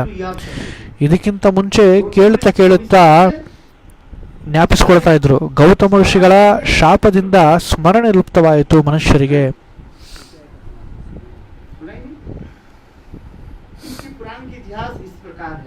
ಇದರ ಪುರಾಣ ಇತಿಹಾಸ ಇದರ ಪ್ರಕಾರ ಇದೆ. ಒಂದು ಸಾರಿ ಅಕಾಲವಾಯಿತು. ಅಕಾಲ ಅಂದರೆ ಫೇಮ್ ಅಂತ ಹೇಳ್ಬೋದು. ಬರ ಬಂದ್ಬಿಡ್ತು. ಬರ ಬಂದಿರೋ ಕಾರಣದಿಂದ ಮಳೆ ಇಲ್ಲ, ನೀರಿಲ್ಲ. ಎಲ್ಲ 4 ದಿಕ್ಕಿನಲ್ಲಿ ಹಾಹಾಕಾರ ಮಾಡ್ತಾ ಇದ್ದಾರೆ ಜೀವಿಗಳು. ಮುನಿಗಳು ಆಶ್ರಮದಲ್ಲಿ ಹೇಗಿರ್ತಾರಪ್ಪ? ಭೋಜನವನ್ನು ಇರೋದಿಲ್ಲ, ಏನೂ ಇರೋದಿಲ್ಲ. ಇವಾಗ ಹೇಗೆ ಲಾಕ್ಡೌನ್ ಆಯಿತು, ಕೊರೋನಾ, ಎಲ್ಲ ಕಡೆ ಹಾಹಾಕಾರ ಮಾಡ್ತಾ ಇದ್ದಾರೆ. ಮುನಿಗಳು ಇಲ್ಲಿ ನೋಡಿಕೊಂಡು ಗೌತಮ ಋಷಿಗಳ ಆಶ್ರಮಕ್ಕೆ ಹೊರಡ್ತಾರೆ.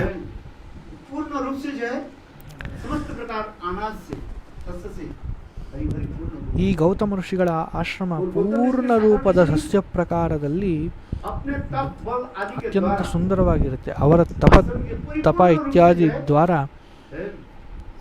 ಆಶ್ರಮದ ಪರಿಪೂರ್ಣ ರೂಪದಲ್ಲಿ ಸಸ್ಯಶ್ಯಾಮಲವನ್ನಾಗಿ ಮಾಡಿ ಅಲ್ಲೇ ವಾಸವಾಗಿ ಭಜನೆಯನ್ನು ಮಾಡ್ತಾ ಇರ್ತಾರೆ.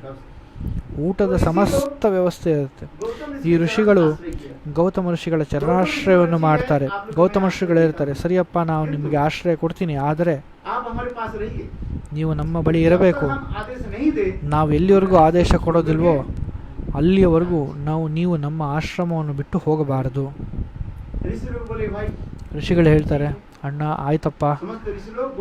ಎಲ್ಲ ಋಷಿಗಳು ಒಪ್ಪಿಕೊಂಡು ಗೌತಮ ಋಷಿಗಳ ಆಶ್ರಮದಲ್ಲಿ ಉಳಿತವೆ. ಸ್ವಲ್ಪ ಸಮಯದ ನಂತರ ಮಳೆ ಆಯಿತು. ಎಲ್ಲ 4 ಕಡೆಗಳಲ್ಲೂ ಹಸಿರು ಸಸ್ಯ ಶ್ಯಾಮಲವಾಗಿ ತುಂಬಿ ತುಳುಕ್ತಾ ಇತ್ತು. ಈ ಋಷಿಗಳು ವಿಚಾರ ಮಾಡಿದ್ರು, ಸರಿ ನಾವಿನ್ನು ನಮ್ಮ ಆಶ್ರಮಕ್ಕೆ ಹೋಗಿ ಭಜನೆ ಮಾಡೋಣ ಅಂತ ಅವರು ಯೋಚನೆ ಮಾಡಿದ್ರು. ಯಾಕೆಂದರೆ ಬೇರೆಯವ್ರ ಮನೇಲಿ ಎಷ್ಟು ದಿನ ಅಂತ ಇರೋದು? ವಾಸ್ತವದ ಸತ್ಯ ಅಲ್ವೇ ಇದು? ನಾವು ಬೇರೆಯವರ ಮನೆಯಲ್ಲಿ ಹೇಗೆ ಇರ್ಬೋದು? ಅವರ ಒಂದು ರೂಲ್ಸ್ ಆ್ಯಂಡ್ ರೆಗ್ಯುಲೇಷನ್ಸ್ ನಾವು ಫಾಲೋ ಮಾಡಬೇಕು. ಅವರ ಅನಿಯಮಗಳನ್ನು ನಾವು ಪಾಲನೆ ಮಾಡಲೇಬೇಕಲ್ವಾ?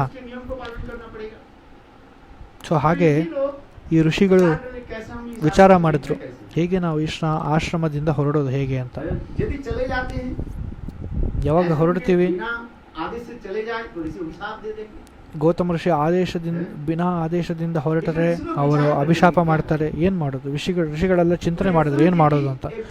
ಒಂದು ಸಮಯ, ಒಂದು ದಿನ ಬ್ರಹ್ಮ ಮುಹೂರ್ತದಲ್ಲಿ ಗೌತಮ ಋಷಿಗಳು ನದಿಯಲ್ಲಿ ಸ್ನಾನ ಮಾಡ್ತಾ ಇದ್ರು. ಸ್ವಲ್ಪ ಕತ್ತಲೆ ಇತ್ತು ಬ್ರಹ್ಮ ಮುಹೂರ್ತದಲ್ಲಿ.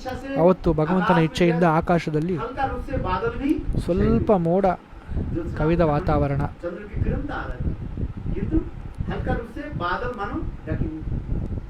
गौतम ऋषि स्नान करने के लिए जब गए नीचे, ಗೌತಮ್ ಋಷಿಗಳು ಸ್ನಾನ ಮಾಡ್ಲಿಕ್ಕೆ ಹೋದಾಗ ಕೆಳಗಡೆ स्पर्श से एक गाय लुढ़कते नीचे चले गया। ಒಂದು ಹಸು ಗೌತಮ ಋಷಿಗಳ ಸ್ಪರ್ಶದಿಂದ ಆ ಹಸು ನದಿಯಲ್ಲಿ ಮುಳುಗಿ ಹೋಯಿತು. गौतम ऋषि ने गोहत्या कर दिया। ಋಷಿಗಳೆಲ್ಲ ಹೇಳಿದ್ರು, ಹೇ ಗೌತಮ ಋಷಿಗಳು ಗೋಹತ್ಯೆ ಮಾಡಿಬಿಟ್ರು, ಈ ಗೋಹತ್ಯದ ಪಾಪವಿರುತ್ತೆ, ನಾವು ಇವರ ಆಶ್ರಮದಲ್ಲಿ ಉಳಿಯುವುದಿಲ್ಲ. है? आज सुनिए, सारे ऋषि लोग इसी बहाने से- ಎಲ್ಲ ಋಷಿಗಳು ಈ ಒಂದು ಕಾರಣ ಹಿಡ್ಕೊಂಡು ಹೊರಟು ಬಿಟ್ರು ಗೌತಮ ಋಷಿಯಿಂದ ಹೊರಗಡೆ. अकस्मात यदि उसके पिंजरे के दरवाजा को यदि खोल दिया जाए, जैसे पक्षियां है कलरव करते हुए है जैसे दौड़ करके चले जाते हैं, उड़ करके ಹೇಗೆ चले ಪಕ್ಷಿಗಳು जाते हैं। ತಮ್ಮ ಗೂಡಿನಲ್ಲಿರ್ತಾವೆ, ಸ್ವಲ್ಪ ಮಾತ್ರ ಬಾಗಿಲನ್ನು ತೆಗೆದರೆ ಎಲ್ಲ ಪಕ್ಷಿಗಳು ಕಲರವ ಮಾಡಿ ಓಡೋಗ್ತಾವೋ, ಹಾಗೆ ಈ ಗೌತಮ ಋಷಿಯಲ್ಲಿ ಬಂದಿಯಾಗಿರ್ತಕ್ಕಂತಹ ಎಲ್ಲ ಋಷಿಮುನಿಗಳು ಮಠದಿಂದ ಹೊರಟು ಬಿಟ್ರು. ಗೌತಮ ಋಷಿಗಳು ಯೋಚನೆ ಮಾಡಿದ್ರು, ನನ್ನ ಪಾದ ಸ್ಪರ್ಶದಿಂದ ಗೋಹತ್ಯೆ ಆಯಿತೆ, बोल नहीं सकते है अपने तो ಅವ್ರು ಹೇಳೋದಿಕ್ಕಾಗೋದಿಲ್ವೇ? गौतम ऋषि तब भी मणि मणि एक अनुशोचना करने लगे। ಅವರು ಮನಸ್ಸಿನಿಂದ ಮನಸ್ಸಿಗೆ ಈ ಒಂದು ರಿಪೆಂಟೇಷನ್ ಮತ್ತೆ ಮಾಡಲಿಕ್ಕೆ ಹೊರಟರು. ವಾಸ್ತವವಾಗಿ ನಾನು ಗೋಹತ್ಯೆ ಮಾಡಿದ್ರೆ ಈ ಪಾಪ, पापी के मन में क्या होता है? ಪಾಪಿಯ ಮನಸ್ಸಿನಲ್ಲಿ ಚಿತ್ತ ಮಲಿನವಾಗುತ್ತೆ. कोई दुष्कर्म करे, ಯಾರಾದರೂ ದುಷ್ಕರ್ಮ ಮಾಡಿದರೆ उसके चित्त कैसे हो जाता है? मलिन हो जाता है। तो गौतम ऋषि ಮೇಲಿನಿಂದ ಯಾರೇ ಮಾಡಿರಬಹುದು, ಪಾಪಿಗಳ ಹೃದಯ ಮಲಿನವಾಗುತ್ತದೆ. ಸೊ ಗೌತಮ ಋಷಿಗಳು ಹಾಗೆ ಮನಸ್ಸಿನಿಂದ ಮನಸ್ಸಿಗೆ ವಿಚಾರ ಮಾಡ್ತಾ ಇದ್ರು, ನನ್ನ ಕಡೆಯಿಂದ ಗೋಹತ್ಯೆ ಆಗಿದ್ರೆ ನನ್ನ ಮನಸ್ಸು ಮಲಿನವಾಗಿರಬೇಕು, ಆದರೆ ನನ್ನ ಚಿತ್ತ ಮಲಿನವೇ ಆಗಲಿಲ್ಲ. ನನ್ನ ಧ್ಯಾನ, ಅನುಷ್ಠಾನ ಇತ್ಯಾದಿಗಳು ಸರಳವಾಗಿ ದೈನಂದಿನಂತೆ ನಡೀತಾ ಇದೆ. ಆಗ ಗೌತಮ ಋಷಿಗಳು ಧ್ಯಾನಸ್ಥರಾಗ್ತಾರೆ. ಏನಿದು ನೋಡೋಣ ಅಂತ ಹೇಳಿ ಧ್ಯಾನಸ್ಥರಾಗುತ್ತಾರೆ. ಧ್ಯಾನದಲ್ಲಿ ನೋಡ್ತಾರೆ, ಈ ಋಷಿಗಳು, ಋಷಿ ಮುನಿಗಳು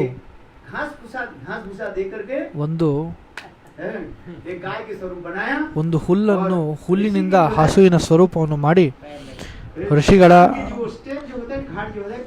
ಋಷಿಗಳ ಸ್ನಾನದ ಸಮಯದಲ್ಲಿ ಅವರ ಪಾದದ ಬಳಿ ಇಟ್ಟು ಅದನ್ನು ಸ್ವಲ್ಪ ಈ ಬೊಂಬೆ ಆಗಿರ್ತಕ್ಕಂತಹ ಹಸು ಉರುಳಿ ಹೋಗುತ್ತೆ. ಇದನ್ನು ಸ್ವಲ್ಪ ಇಲ್ಲಿ ತಮಾಷೆ ಮಾಡಿ, ಸ್ವಲ್ಪ ಗಲಾಟೆ ಮಾಡಿ ಗೋಹತ್ಯೆ ಮಾಡಿಬಿಟ್ರೆ ನೀವು ಅಂತ ಹೇಳಿ ತಪ್ಪಿಸ್ಕೊಂಡು ಹೋಗ್ತಾರೆ. ಆಗ ಗೌತಮ ಋಷಿಗಳು ಅತ್ಯಂತ ದುಃಖಿತರಾಗಿ, ನನ್ನ ಮೇಲೆ ಗೋಹತ್ಯದ ಕಳಂಕವನ್ನು ಮಾಡಿಬಿಟ್ರಲ್ಲ ಇವರೆಲ್ಲ ಅಂತ ಹೇಳಿ ಗೌತಮ ಋಷಿಗಳು ಅಭಿಶಾಪವನ್ನು ಕೊಡ್ತಾರೆ. ಎಲ್ಲ ಋಷಿಗಳೇ, ಇವತ್ತಿನವರೆಗೂ ನೀವೆಲ್ಲ ಏನು ಕಥೆಯನ್ನು ಶ್ರವಣ ಮಾಡಿದ್ರೆ ಎಲ್ಲ ಮರೆತು ಹೋಗ್ತೀರಾ ಅಂತ ಹೇಳಿ ಶಾಪ ಕೊಡ್ತಾರೆ. ನಿಮ್ಮ ಸ್ಮರಣ ಶಕ್ತಿ ಇರೋದಿಲ್ಲ. ನೋಡಿ ಹೇಗೆ ಅಭಿಶಾಪವನ್ನು ಕೊಡ್ತಾರೆ. ಈ ಸಮಯದಲ್ಲಿ ಋಷಿಗಳು ಶ್ರವಣಾದಿಗಳನ್ನು ಮಾಡುತ್ತಾ, ಸ್ಮರಣೆಯನ್ನು ಮಾಡುತ್ತಾ ತಮ್ಮ ಜ್ಞಾಪಕ ಶಕ್ತಿಯನ್ನು ಇಡೋದ್ರಿಂದ ಇನ್ನು ಮುಂದೆ ಹಾಗೆ ಕೇಳಿ ಜ್ಞಾಪಕ ಮಾಡತಕ್ಕಂತಹ ವ್ಯವಸ್ಥೆ ಹಾಳಾಗಿ ಹೋಯಿತು. ಮುಂಚೆ ವೇದವನ್ನು ಕೇಳಿಯೇ ಜ್ಞಾಪಿಸ್ಕೊತಾ ಇದ್ರು, ಈಗ ಲಿಪಿಬದ್ಧವಾಗಿ ವೇದಗಳನ್ನು ನಾವು ಕಲಿಯಬೇಕಾಗಿದೆ. ಈಗ ಎಲ್ಲ ಋಷಿಗಳು ಗೌತಮ ಋಷಿ ಚರಣಾರವಿಂದಗಳಿಗೆ ಬಿದ್ದು ಪ್ರಾರ್ಥನೆಯನ್ನು ಮಾಡುತ್ತಾ, ಗೌತಮ ಋಷಿಗಳು ಅವನಿಗೆ ಆಶೀರ್ವಾದವನ್ನು ಮಾಡಿ, ವ್ಯಾಸದೇವರು ಈ ಗ್ರಂಥದ ರೂಪದಲ್ಲಿ ಲಿಪಿಬದ್ಧವನ್ನು ಮಾಡುತ್ತಾರೆ, ನೀವೆಲ್ಲ ಸ್ವಲ್ಪ ಸ್ಮರಣೆ ಮಾಡಿ, ಸ್ವಲ್ಪ ನಿಮಗೆ ಸ್ಮರಣೆ ಉಂಟಾಗುತ್ತೆ ಅಂತ ಹೇಳಿ ಅನುಗ್ರಹಿಸಿ ಗೌತಮ ಋಷಿಗಳು ಅಲ್ಲಿಂದ ಬೀಳುಗೊಡ್ತಾರೆ. ಹಾಗೆ ವ್ಯಾಸದೇವರು ಸಹ ಈ ಗ್ರಂಥಾದಿಗಳನ್ನು ಪ್ರಕಾಶಿಸುತ್ತಾರೆ. ವಾಸ್ತವದಲ್ಲಿ ಶ್ರುತಿ ಪ್ರಮಾಣ, ಶ್ರುತಿ ಅಂದರೆ ವೇದ, याद करते थे ಬರೀ ಕೇಳಿ ಕೇಳಿ ವೇದವನ್ನು ಜ್ಞಾಪಿಸಿಕೊಳ್ಳುತ್ತಾರಲ್ಲ, ಇವರಿಗೆ ಶ್ರುತಿಧರ ಅಂತಲೂ ಕರೆಯುತ್ತಾರೆ. जिस कथा पसंद में आ रहा था ಜಯತಿ बाद शब्द की कहा है देवकी जन्म बाद केवल एक शब्द की ಹಿಂದೆ ಬಂದರೆ ನಮ್ಮ ಕತೆಗೆ ದೇವಕಿ ಜನ್ಮ ಬಾಧೋ ಅಂದರೆ ನಂತರ ಪ್ರಚಲಿತ, वास्तवता है कि नहीं है. ವಾಸ್ತವವಾಗಿ ಇರುವುದಲ್ಲ, ಅಸತ್ಯವಾಗಿರ್ತಕ್ಕಂಥದ್ದು. ये कृष्ण देवकी के ಈ ಕೃಷ್ಣ ದೇವಕಿಯ ಪುತ್ರದ ರೂಪದಲ್ಲಿ ಜನ್ಮಗ್ರಹಣ ಮಾಡಿದಾನೋ ಇಲ್ವೋ, केवल बाद मात्र है. ಇದಕ್ಕೆ ಬಾದ್ ಮಾತ್ರ ಅಂದರೆ ಪ್ರಚಲಿತ ನೈ ಹೇ, ಸೋ ಕಾಲ್ಡ್. वास्तव में ಹೇಳ್ತಾರೆ, ಜನ ಹೇಳ್ತಾರೆ, ಆದರೆ ವಾಸ್ತವ ರೂಪವಲ್ಲ. ये विचार करें ಇದರ विचाರವನ್ನು ನಾವು ಮಾಡಿದರೆ देवकी की स्तुति गर्भस्तुति ऐसे कहते थे. ಹೇಗೆ ದೇವಕ್ಕೆ ಗರ್ಭಸ್ತುತಿಯನ್ನು ಮಾಡ್ತಾರೆ? कैसे आप पता है क्या देवकी के गर्भ में के भगवान नहीं थे क्या? ದೇವಕಿಯ ಗರ್ಭದಲ್ಲಿ ಭಗವಂತ ಇರ್ಲಿಲ್ವಾ? ಹಾಗಿದ್ರೆ देवकी जो गर्भस्तुति आ रही है ದೇವಕಿಯ ಗರ್ಭಸ್ತುತಿ ಏನು ಬರ್ತಾ ಇದೆ ಶ್ರೀಮದ್ ಭಾಗವತದಲ್ಲಿ ಗರ್ಭಸ್ತುತಿ ಇದೆ ಅಲ್ವಾ? तो ये किसके देवकी के गर्भ में यदि भगवान नहीं है ದೇವಕಿಯ ಗರ್ಭದಲ್ಲಿ ಭಗವಂತ ಇಲ್ಲ, ऐसी कर रहे हैं. ಈ ಸ್ತುತಿಯನ್ನು ಹೀಗೆ ಮಾಡ್ತಾ ಇದ್ದಾರೆ. उसके लिए प्रश्न उत्तर देते क्या ಇದಕ್ಕೆ ಉತ್ತರವನ್ನು ಕೊಡ್ತಾರೆ. ಏನು ಕೊಡ್ತಾರೆ? ಇಲ್ಲ, ಅಂಶೇನ, है? ಒಂದು ಅಂಶದಲ್ಲಿ, ಪೂರ್ಣವಾಗಿ ಅಲ್ಲ, ಒಂದು ಅಂಶದಲ್ಲಿ ಮಾತ್ರ. ಶ್ರೀಮದ್ ಭಾಗವತದಲ್ಲಿ ಇದೆ ಅಂಶೇನ ಅವಧೀರ್ಣ. अंशेन फिर अंश के शब्द के द्वारा हम इसका ಅಂಶೇನ, ಈ ಅಂಶದ ಶಬ್ದದಿಂದ ಬಲದೇವ ಸಹೇನ. ಹಾ, ಹೇ ಮನೋಜ್, पढ़ते भी नहीं उत्तम पढ़े कि नहीं है. श्रीमद् भागवत में टीकाकार लिख रहे हैं ಶ್ರೀಮದ್ ಭಾಗವತದಲ್ಲಿ ಟೀಕಾಕಾರರು ಬರೀತಾರೆ ಅಂಶೇನ ಎರಡು ಅರ್ಥ. ಬಲದೇವ ಸಹಿತ है बलदेव के साथ भगवान ಅಂಶ, ಬಲದೇವನ ಸಹಿತ ಭಗವಂತ ಪ್ರಕಟನಾಗ್ತಾನೆ. जन्म ಬಲದೇವ ಯಾರು? ಭಗವಂತನ ಅಂಶವೇ ಅಲ್ವೇ? गौरव ಜನ್ಮ ಬಾಧ ಮಾತ್ರ. ಬಾಧ ಅಂದರೆ ಜನ್ಮ ಮತ್ತು ಪ್ರಕಟ. ಸ್ವಲ್ಪ ಇಂಟ್ರೆಸ್ಟಿಂಗ್ ಟಾಪಿಕ್ ಇದು. जन्म और प्रकट ಒಂದು ಜನ್ಮ, ಇನ್ನೊಂದು ಪ್ರಕಟ. है. भगवान ಭಗವಂತ की जन्म की लीला जो है ಜನ್ಮಲೀಲೆ गोकुल में दिखाई गई ಗೋಕುಲ್ನಲ್ಲಾಯಿತು.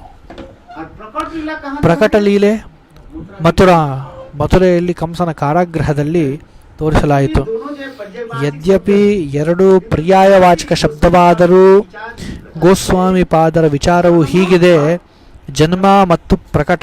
जन्म कहाँ पर होता है ಜನ್ಮ ಎಲ್ಲಿ ಹೋಗುತ್ತೆ? ಸಾಕ್ಷಾತ್ ರೂಪದಲ್ಲಿ ಮಾತೃ ಗರ್ಭದಲ್ಲಿ ಜನನ, छेदन ಅದರಿಂದ ನಾದಿಚ್ಛೇದನ, जन्म संस्कार आदि ಜನ್ಮ ಸಂಸ್ಕಾರಾದಿಗಳು है. ಆಗುತ್ತೆ. किंतु देवकी गर्भ से जन्म ಆದರೆ कहने पर ದೇವಕಿ ಗರ್ಭದಲ್ಲಿ ಜನನ ಎಂದು ಹೇಳುವುದರಿಂದ वहाँ पर जन्म संस्कार नहीं दिखाई. ಎಲ್ಲಿ ಜನ್ಮ ಸಂಸ್ಕಾರವು ತೋರಿಸ್ಲಿಕ್ಕಾಗೋದಿಲ್ಲ. ಅಲ್ಲಿ ಜನ್ಮ ಸಂಸ್ಕಾರವನ್ನು ತೋರಿಸೋದೇ ಇಲ್ಲ. ಜನ್ಮ ಸಂಸ್ಕಾರದಿಂದ ಅಂದರೆ ಏನು? ನಾಡಿ ಛೇದನವಾಗಬೇಕು. ಅಲ್ಲಿ ಸಂಸ್ಕಾರ ಆಗಲೇ ಇಲ್ಲ, ನಾಡಿ ಛೇದನೆ ತೋರಿಸಲೇ ಇಲ್ವಲ್ಲಪ್ಪ. भय प्रकट दीन तो ಅಲ್ಲಿ ಜನ್ಮ ಹೇಗಾಯಿತು ಕೃಷ್ಣ? ಅಲ್ಲಿ ಬರೀ ಪ್ರಕಟ ಮಾತ್ರ, ಒಂದು ಅಂಶ ರೂಪದಲ್ಲಿ ಮಾತ್ರ ಅಲ್ಲಿ ಪ್ರಕಟವಾದನು ಭಗವಂತ. भगवान देवकी के गर्भ से ಭಗವಂತ ದೇವಕಿಯ ಗರ್ಭದಿಂದ ಸಾಕ್ಷಾತ್ ರೂಪದಲ್ಲಿ ಪ್ರಕಟನಾದನು. ಶಂಖ ಚಕ್ರ ಗದಾ ಪರ್ಮ ರೂಪದಲ್ಲಿ ಹೇಳಿದ, ಹೇ ದೇವಕಿ ವಸುದೇವ, ನನ್ನ ಸ್ವರೂಪದ ದರ್ಶನವನ್ನು ಮಾಡಿ ನೀವು ಅಂತ. श्रीमद् भागवत में ಶ್ರೀಮದ್ ಭಾಗವತದಲ್ಲಿ ಇದರ ಉಲ್ಲೇಖ ಇದೆ. प्रकट कहीं भी हो सकता है. भगवान ಪ್ರಕಟ ಎಲ್ಲ ಬೇಕಂದ್ರೂ ಆಗ್ಬೋದು ಭಗವಂತ. प्रकट होने से उसके ಪ್ರಕಟ ಆಗೋದ್ರಿಂದ ಯಾರು ಅದನ್ನು कहाँ से प्रकट ತಡೆಯಲಿಲ್ಲ. ವರಾಹದೇವರು ಬ್ರಹ್ಮನ ಮೂಗಿನಿಂದ, तो उसके ब्रह्मा जी के पुत्र बने.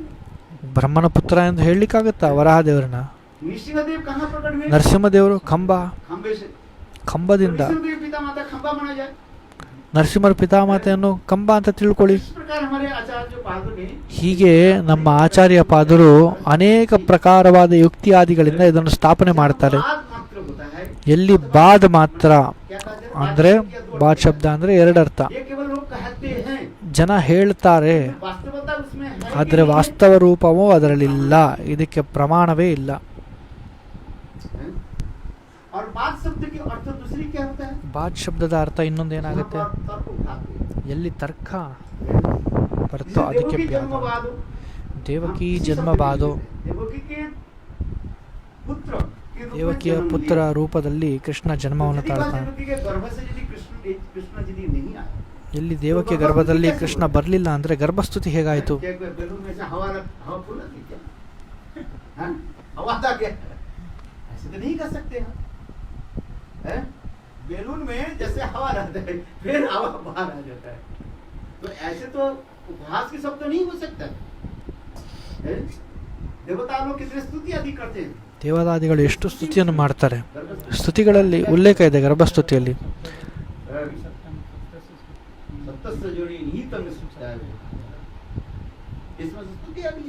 ಈ ಸಮಸ್ತ ಸ್ತುತಿಯಾದಿಗಳಿದೆ. ತ್ರಿಕಾಲಜ್ಞ ಋಷಿಗಳು ಇದರ ಸ್ತುತಿಯನ್ನು ಮಾಡ್ತಾರೆ.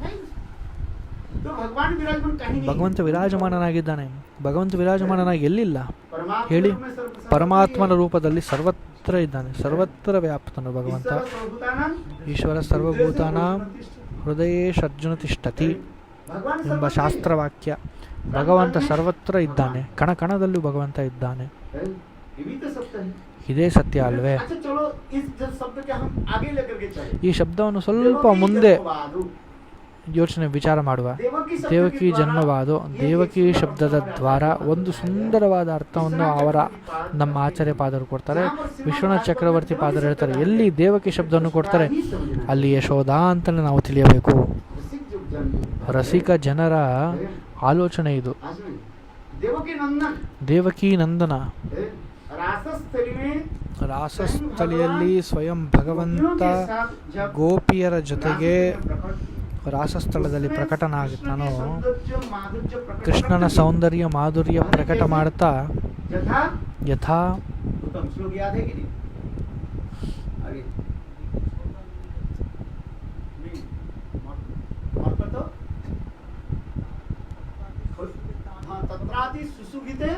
ತತ್ರಾಪಿ ಸುಶುಭಿತೆ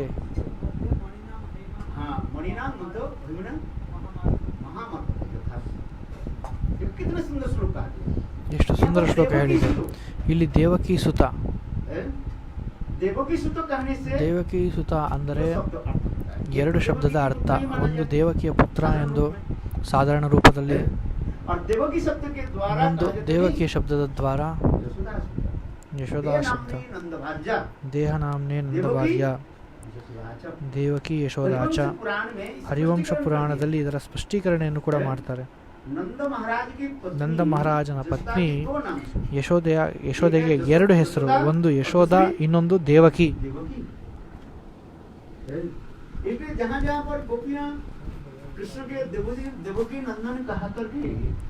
ಸೊ ಅದಕ್ಕೆ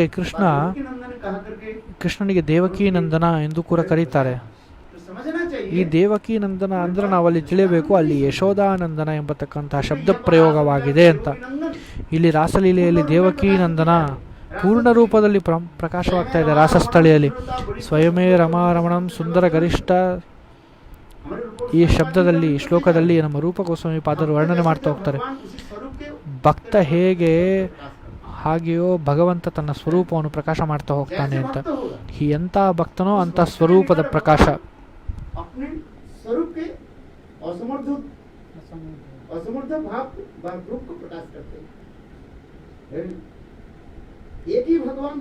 ಇದೇ ಭಗವಂತ ಏಕಮೇವ ಪರಮತತ್ವ, ಸಾಯಬಿಕ ಅಚಿಂತ ಸತ್ತತ್ವ.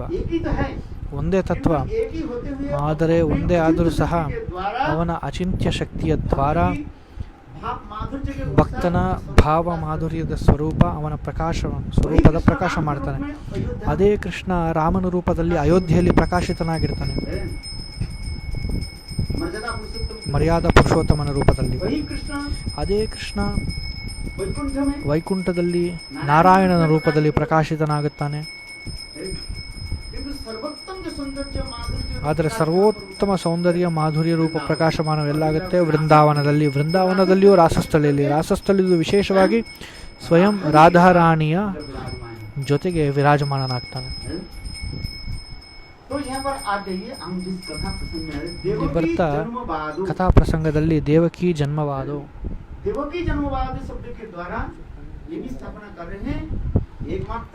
ದೇವಕಿ ಜನ್ಮವಾದೋ ಇದರಿಂದ ಇಲ್ಲೇ ಸ್ಥಾಪನೆ ಮಾಡ್ತಾ ಇದ್ದಾರೆ ವಿಚಾರವನ್ನು. ಏಕಮಾತ್ರ ಯಶೋಧಾನಂದನ ಅಂತ ಬಾಧ ಸಿದ್ಧಾಂತದಲ್ಲಿ ಬರುತ್ತೆ. ತತ್ವದರ್ಶನದಲ್ಲಿ ತಿಳಿಸಲಾಗುತ್ತದೆ. 5 ತತ್ವದ ನಿರೂಪಣೆಯನ್ನು ಮಾಡುತ್ತಾ ನಾವು ಮುಂದೆ ಹೋಗಬೇಕಾಗುತ್ತೆ. ಮೊದಲನೇ ತತ್ವ ಯಾವುದು? ವಿಷ, ಸಂಶ, ಪೂರ್ವಪಕ್ಷ, ಮೀಮಾಂಸಾ ಮತ್ತೆ ಸಿದ್ಧಾಂತ. है कि नहीं? विषय ವಿಷಯ विषय हम पहले विषय का रखा जाता है. ಮೊದಲು ವಿಷಯವನ್ನು ಪ್ರಸ್ತುತಪಡಿಸಬೇಕು. ಯಾವ ವಿಷಯ? देवकी नंदन एक ಈ विषय ದೇವಕಿ ನಂದನ ಎಂಬತಕ್ಕಂಥ ವಿಷಯ ವಸ್ತು. ಈ ದೇವಕಿ ನಂದನ ಯಾರು? ಸಂಶಯ, ಡೌಟು. ये देवकी पुत्र है कि जसोदा? ಈ ದೇವಕಿ ಪುತ್ರನೋ ಯಶೋದಾ ಪುತ್ರನೋ? विषय संशय ವಿಷಯವಾಯಿತು, ಸಂಶಯವಾಯಿತು. हैं? पूर्व पक्ष. ಪೂರ್ವ ಪಕ್ಷ. पूर्व पक्ष स्थापना करें. ಪೂರ್ವ ಪಕ್ಷದ ಸ್ಥಾಪನೆ ಹೇಗೆ ಮಾಡಬೇಕು? विषय संशय पूर्व पक्ष. ವಿಷಯ, ಸಂಶಯ, ಪೂರ್ವ ಪಕ್ಷ, ಮೀಮಾಂಸ सामंजस्य करो. ಎರಡನ್ನು ಸಮಂಜಸವಾಗಿ ಯೋಚನೆ ಮಾಡಬೇಕು, ತಿಳಿಯಬೇಕು. समन्वय, ಸಂ- संगति ಸಂಗತಿ है. संगति करना पड़ता है शास्त्र के अनुसार. ಸಂಗತಿ ಮಾಡಬೇಕು ಶಾಸ್ತ್ರದ ಅನುಸಾರವಾಗಿ. अंत में जाकर के क्या करना ಮತ್ತೆ पड़ता है? ಕೊನೆಯಲ್ಲಿ सुप्रीम ಕನ್ಕ್ಲೂಷನ್. कोर्ट जैसे ಸುಪ್ರೀಂ ಕೋರ್ಟ್ ಹೇಗೆ क्या ಸೀಲ್ ಮಾಡ್ತಾರೋ ಇದೇ ನಮ್ಮ ಆರ್ಡರ್ ಅಂತ ಹೇಳಿ ಹಾಗೆ. शास्त्र तो यही देते हैं. ಶಾಸ್ತ್ರವನ್ನು ಇದೇ ಅಲ್ವಾ ಕೊಡೋದು? ಶಾಸ್ತ್ರವೂ ಇದೇ ಕೊಡುವುದು. शास्त्र यही कहते हैं. ಫೈನಲ್ ಕನ್ಕ್ಲೂಷನ್ ಕೊಡುವುದು. ಎಲ್ಲಿ ತರ್ಕಶಾಸ್ತ್ರ ಬರುತ್ತೋ 5 तत्व को विवरण ಅಲ್ಲಿ ಈ 5 ತತ್ವದ ವಿವರಣೆಯನ್ನು ಮಾಡಬೇಕು. ಕೊನೆಯಲ್ಲಿ ಸಿದ್ಧಾಂತದ ಸ್ಥಾಪನೆ. ಸಿದ್ಧಾಂತ ಅಂದ್ರೇನು? ಕನ್ಕ್ಲೂಷನ್. ಸಿದ್ಧಾಂತದ ಸ್ಥಾಪನೆ ಆಗಬೇಕು. सुप्रीम कोर्ट के राय ಸುಪ್ರೀಂ ಕೋರ್ಟದ ಸೀಲ್ ಅಂತ ಅನ್ಕೊಳ್ಳಿ. और कोई ಅದ್ರ ಮೇಲೆ ಯಾರೂ ಇಲ್ಲ. है. कृष्णस्तु भगवान स्वयं. ಕೃಷ್ಣಸ್ತು ಭಗವಾನ್ ಸ್ವಯಂ. चांस ಏತೇಚಾಂ सकला ಪುಂಸ ಕೃಷ್ಣಸ್ತು ಭಗವಾನ್ ಸ್ವಯಂ. इसके क्या प्रमाण करने की जरूरत ಇದರ है? ಯಾವ ಪ್ರಮಾಣ ಮಾಡುವುದೇ ಇಲ್ವೇ ಇಲ್ಲ. ಸ್ವಯಂ ಪ್ರಮಾಣ. ಸೀಲ್ ಹೊಡೆದಾಯ್ತಲ್ಲಿ. जो स्वतः प्रमाण है. ಯಾವ ವಸ್ತು ಸ್ವತಃ ಪ್ರಮಾಣವಿದೆಯೋ ಅದರ ಪ್ರಮಾಣ ಕೊಡುವ ಅವಶ್ಯಕತೆ ಏನಿದೆ? ज्योमेट्री में जो वस्तु होता है. ಜಾಮೆಟ್ರಿಯಲ್ಲಿ 2 ವಸ್ತುಗಳು ಹೋಗುತ್ತೆ. संपाद्य एक ಒಂದು होता है ಸಂಪಾದ್ಯ, उपपाद्य. ಇನ್ನೊಂದು ಉಪವಾದ್ಯ. क्या होते हैं? एक संपाद्य होता है और एक उपवाद्य होता है. चलो ज्योमेट्री में होता है ना, हम लोग पढ़ते बहुत सारे है. तो इसी प्रकार जो है ಹೀಗೆ ಇದೇ ಪ್ರಕಾರದಲ್ಲಿ ಕೃಷ್ಣಸ್ತು ಭಗವಾನ್ ಸ್ವಯಂ ಏತೇಚಾಂ ಸಕಲಾ ಪುಂಸ ಕೃಷ್ಣಸ್ತು ಭಗವಾನ್ ಸ್ವಯಂ. ಶ್ರೀಮದ್ ವ್ಯಾಸ ಋಷಿಗಳು ವಿಶೇಷವಾಗಿ ಭಾಗವತ ಪುರಾಣದಲ್ಲಿ ವರ್ಣನೆ ಮಾಡ್ತಾ ಇದ್ದಾರೆ. 24 ಭಗವತ ಅವತಾರಗಳಲ್ಲಿ ವರ್ಣನೆ ಮಾಡುತ್ತಾ ಕೃಷ್ಣಸ್ತು ಭಗವಾನ್ ಸ್ವಯಂ ಏತೇಚಾಂ ಸಕಲಾ ಪುಂಸ ಏತೇಚ ಅಂಶ ಅಂಶ ಕಲಾ ರೂಪದಲ್ಲಿ तो कृष्ण स्वयं भगवान इसको प्रमाण करके ಕೃಷ್ಣ ಸ್ವಯಂ ಭಗವಂತನಾಗಿ ಪ್ರಮಾಣ ಮಾಡುವುದು ಏನು ಬೇಕಿದೆ? ಏನು ಅವಶ್ಯಕತೆ ಇದೆ? सुप्रीम कोर्ट तो दे दिया. ಹೇಗೆ ಸುಪ್ರೀಂ ಕೋರ್ಟ್ ಡಿಸಿಷನ್ ಕೊಟ್ಟಾಯಿತು, ಶ್ರೀಮದ್ ಭಾಗವತವು ಕೂಡ ಕನ್ಕ್ಲೂಷನ್ ಕೊಟ್ಟಾಯಿತು ಕೃಷ್ಣ ಸ್ವಯಂ ಭಗವಾನ್ ಅಂತ. ಇದಕ್ಕಿಂತ ಮೇಲೆ ಇನ್ನೇನು ಬೇಕು ಎವಿಡೆನ್ಸು? क्योंकि लेटेस्ट पुराण श्रीमद् भागवत ಆದರೆ के पुराण है ही ಶ್ರೀಮದ್ ಲೇಟೆಸ್ಟ್ ಪುರಾಣ ಶ್ರೀಮದ್ ಭಾಗವತ. ಶ್ರೀಮದ್ ಭಾಗವತದ ನಂತರ ಯಾವುದೂ ಇಲ್ಲ. ಯಾಕೆಂದರೆ ಇದು ಅಮಲ ಪುರಾಣ. सर्व वेदांत सार ಸರ್ವ ವೇದಾಂತ ಸಾರಮಿ ಶ್ರೀಮದ್ ಭಾಗವತ ಮಿಷ್ಯತೆ. समस्त वेद पुराण की सार ಸಮಸ್ತ ವೇದ ಪುರಾಣದ ಸಾರ ಶ್ರೀಮದ್ ಭಾಗವತ. सर्व वेदांत सार ಸರ್ವ ವೇದಾಂತ ಸಾರಂ ಹಿ ಶ್ರೀಮದ್ ಭಾಗವತ ಮಿಷ್ಯತೆ. है ये लेटेस्ट पुराण. इसके बाद में कोई पुराण है ಇದರ ನಂತರ ಯಾವುದಾದ್ರು ಪುರಾಣ पुराण ಇದೆಯಾ? पुनर्रचना ಹೇಳಿ. और रचना करके सब व्यासदेव की खोपड़ी जो है घूमने लगे. संशय हो गया, कैसे चित्त मन नहीं लगे. नारद जी आपके सारी बताया. ಹರೇ ಕೃಷ್ಣ. और फिर उन्होंने Whoever is watching this live, please comment your name and your place.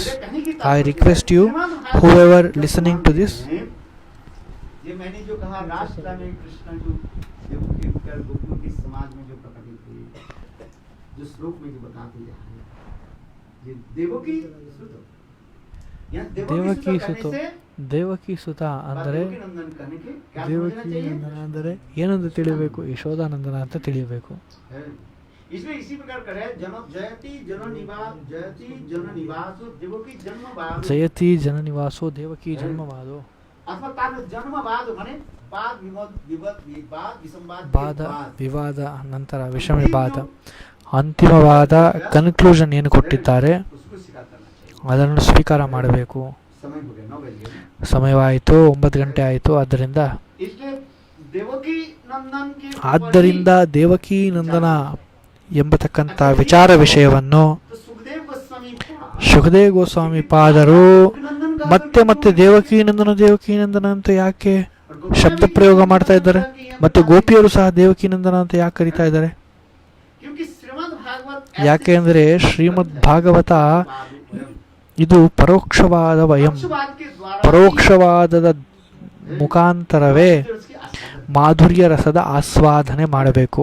गुरुदेव उदाहरण देते थे. ಗುರುದೇವರು ಉದಾಹರಣೆ ಕೊಡ್ತಾ ಇದ್ರು. ಇಲ್ಲಿ ಒಬ್ಬ ಕೂತ್ಕೊಂತಾ ಇದ್ರು. उनकी ಅವರ ಹೆಸರನ್ನು ಡೈರೆಕ್ಟ್ ಆಗಿ ತೆಗೆದುಕೊಳ್ಳದೆ ಅವನ ವಸ್ತ್ರದ ಬಣ್ಣ, ಮತ್ತೆ ಅವನ ಗುಣಗಳನ್ನು ಹೇಳ್ತಾ ಇದ್ರು. उत्कंठा रहता है, ಎಲ್ಲರಿಗೂ ಉತ್ಕಂಠವಾಗುತ್ತಲ್ಲ, ಯಾರದು ಯಾರದು ಅಂತ ಉತ್ಕಂಠವಾಗುತ್ತಲ್ವಾ. है कि नहीं? ಹಾಗೆಯೇ है? किंतु यदि उसके नाम डायरेक्ट लिया जाए तो उसी कोई सौंदर्य माधुर्यता नहीं. ಅವನ ಹೆಸರನ್ನು ನೇರವಾಗಿ ತಗೊಂಡ್ರೆ ಅದರಲ್ಲಿ ಸೌಂದರ್ಯ ಮಾಧುರ್ಯತೆ ಏನೂ ಇರುವುದಿಲ್ಲ. इसी प्रकार श्रीमद् ಹಾಗೆಯೇ ಶ್ರೀಮದ್ ಭಾಗವತದ ರಸಮಾಧುರ್ಯ ಗ್ರಂಥವಾದರೂ ಸಹ पारकीय रस की ಪಾರಕೀಯ ರಸದ ಇಂತಹ ಮಾಧುರ್ಯತ ಏನಿದೆ, जिसमें परोक्षवाद ಇದನ್ನು ಪರೋಕ್ಷವಾದೋ ಅಯಂ, साक्षात रूप में ಸಾಕ್ಷಾತ್ ರೂಪದಲ್ಲಿ ಪರಾಕ್ಷವಾದದ ದ್ವಾರವೇ ಸ್ಥಾಪಿತವಾಗಿದೆ. क्या होता है ये परकीय ಒಂದು ಸಖೀಯ, ಇನ್ನೊಂದು ಪರಕೀಯ. की जो माधुर्य ಸಖೀಯತ್ವದ ಮಾಧುರ್ಯತ ಮತ್ತೆ वैशिष्ट दिखा- ಪರಕೀಯತ್ವದ ಮಾಧುರ್ಯತದಲ್ಲಿ ವೈಶಿಷ್ಟ್ಯತೆ ಇದೆ. मिलन तो एक ही है, ಮಿಲನ ಎರಡರಲ್ಲೂ ಒಂದೇ. पति पत्नी के मिलन तो एक ही है, ಪತಿ ಪತ್ನಿಯ ಮಿಲನ ಒಂದೇ, बिलावट के मिलन तो एक ही है. ಪ್ರೇಯಸಿ ಪ್ರಿಯತಮನ ಮಿಲನವು ಒಂದೇ है कि नहीं? ಅಲ್ವಾ. सीधी हम कहते हैं ये भाई विवाह करके ಮದುವೆಯಾಗಿ ಮಿಲನವಾಗುವುದು ಒಂದೇ, ಆಲಿಂಗನ ಚುಂಬನ ಇತ್ಯಾದಿಗಳು.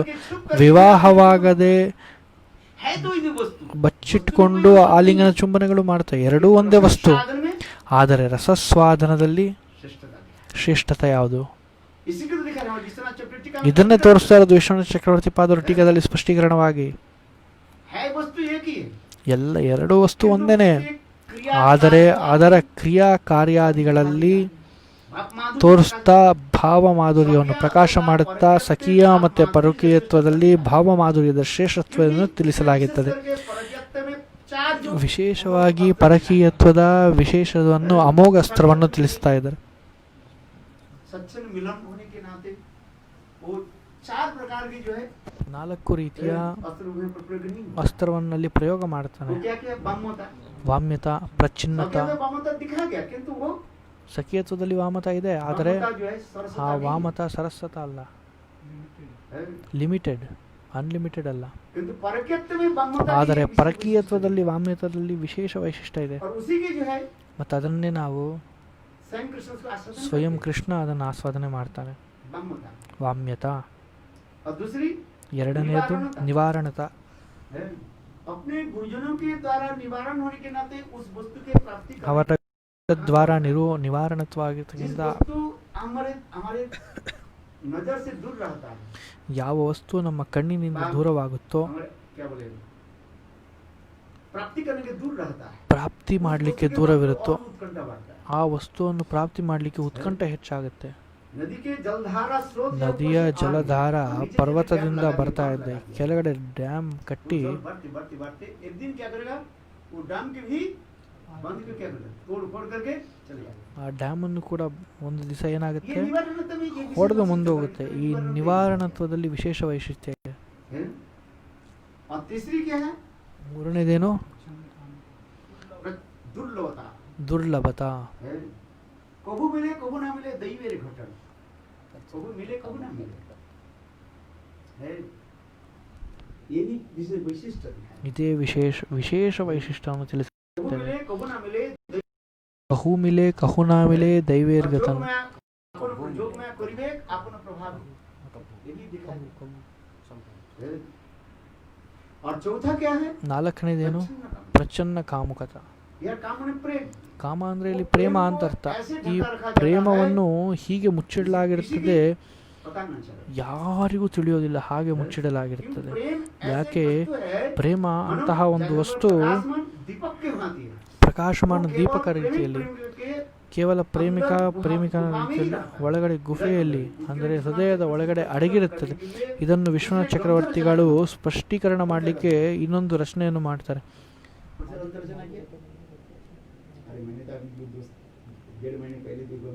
भजन है प्रेम संपूर्ण ಪ್ರೇಮ ಸಂಪುಟ ಎಂಬತಕ್ಕಂತಹ ಗ್ರಂಥ. ಈ ಪ್ರೇಮ ಸಂಪುಟದಲ್ಲಿ ಕೃಷ್ಣ ಸ್ವಯಂ ದೇವಾಂಗನ ರೂಪದಲ್ಲಿ ಎಲ್ಲ ಪ್ರಶ್ನೆಗಳನ್ನು ಕೇಳ್ತಾರೆ ರಾಧಾರಾಣಿಯ ಮುಂದೆ. ನಾವು ಇದನ್ನು ಮುಂದೆ ಹೇಳ್ತಾ ಇದ್ದೀವಿ.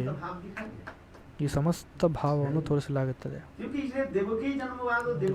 ದೇವಕಿ ಜನ್ಮವಾಸೋ ದೇವಕಿ ಜನ್ಮವಾ. ಯಾಕೆ ಇಲ್ಲಿ ದೇವಕಿ ಅಂತ ಹೇಳ್ತಾ ಇದ್ದಾರೆ?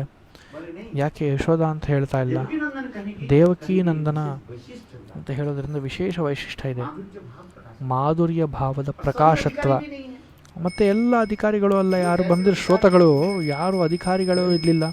वो अधिकार के अनुसार समझे। ಹೇಳುವವನು ಹೇಳ್ತಾನೆ, ಬಂದಿರುವವರ ಅಧಿಕಾರ ಯೋಗ್ಯತೆಯನ್ನು ತಿಳಿದು ತಾನೇ ಹೇಳ್ತಾರೆ. तो तब एक ಹಾಗೆ लाइन 3 लाइन तो रहा। ಒಂದು ಲೈನ್ ಮುಗೀತು, ಇನ್ನು 3 ಲೈನ್ ಇದೆ. ಬಿಹಾರಿ ಲಾಲ್ ಕಿ ಜೈ. ಮುಂದಿನ ದಿನಗಳಲ್ಲಿ ಇದನ್ನು ಪ್ರಸ್ತುತಪಡಿಸುವ ಅವಕಾಶ. अभी वो प्रश्न आप लोग thank you whoever is viewing this Kannada live.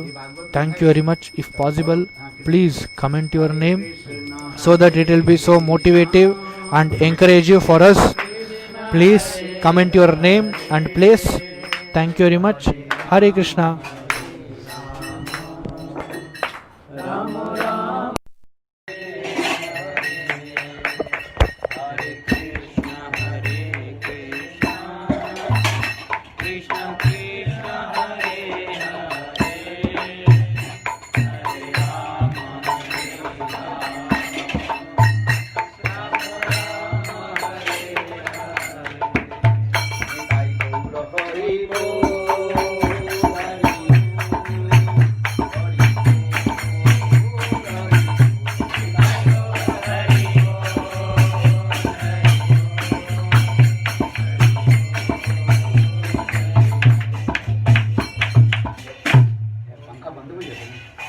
इन्होंने कर दिया।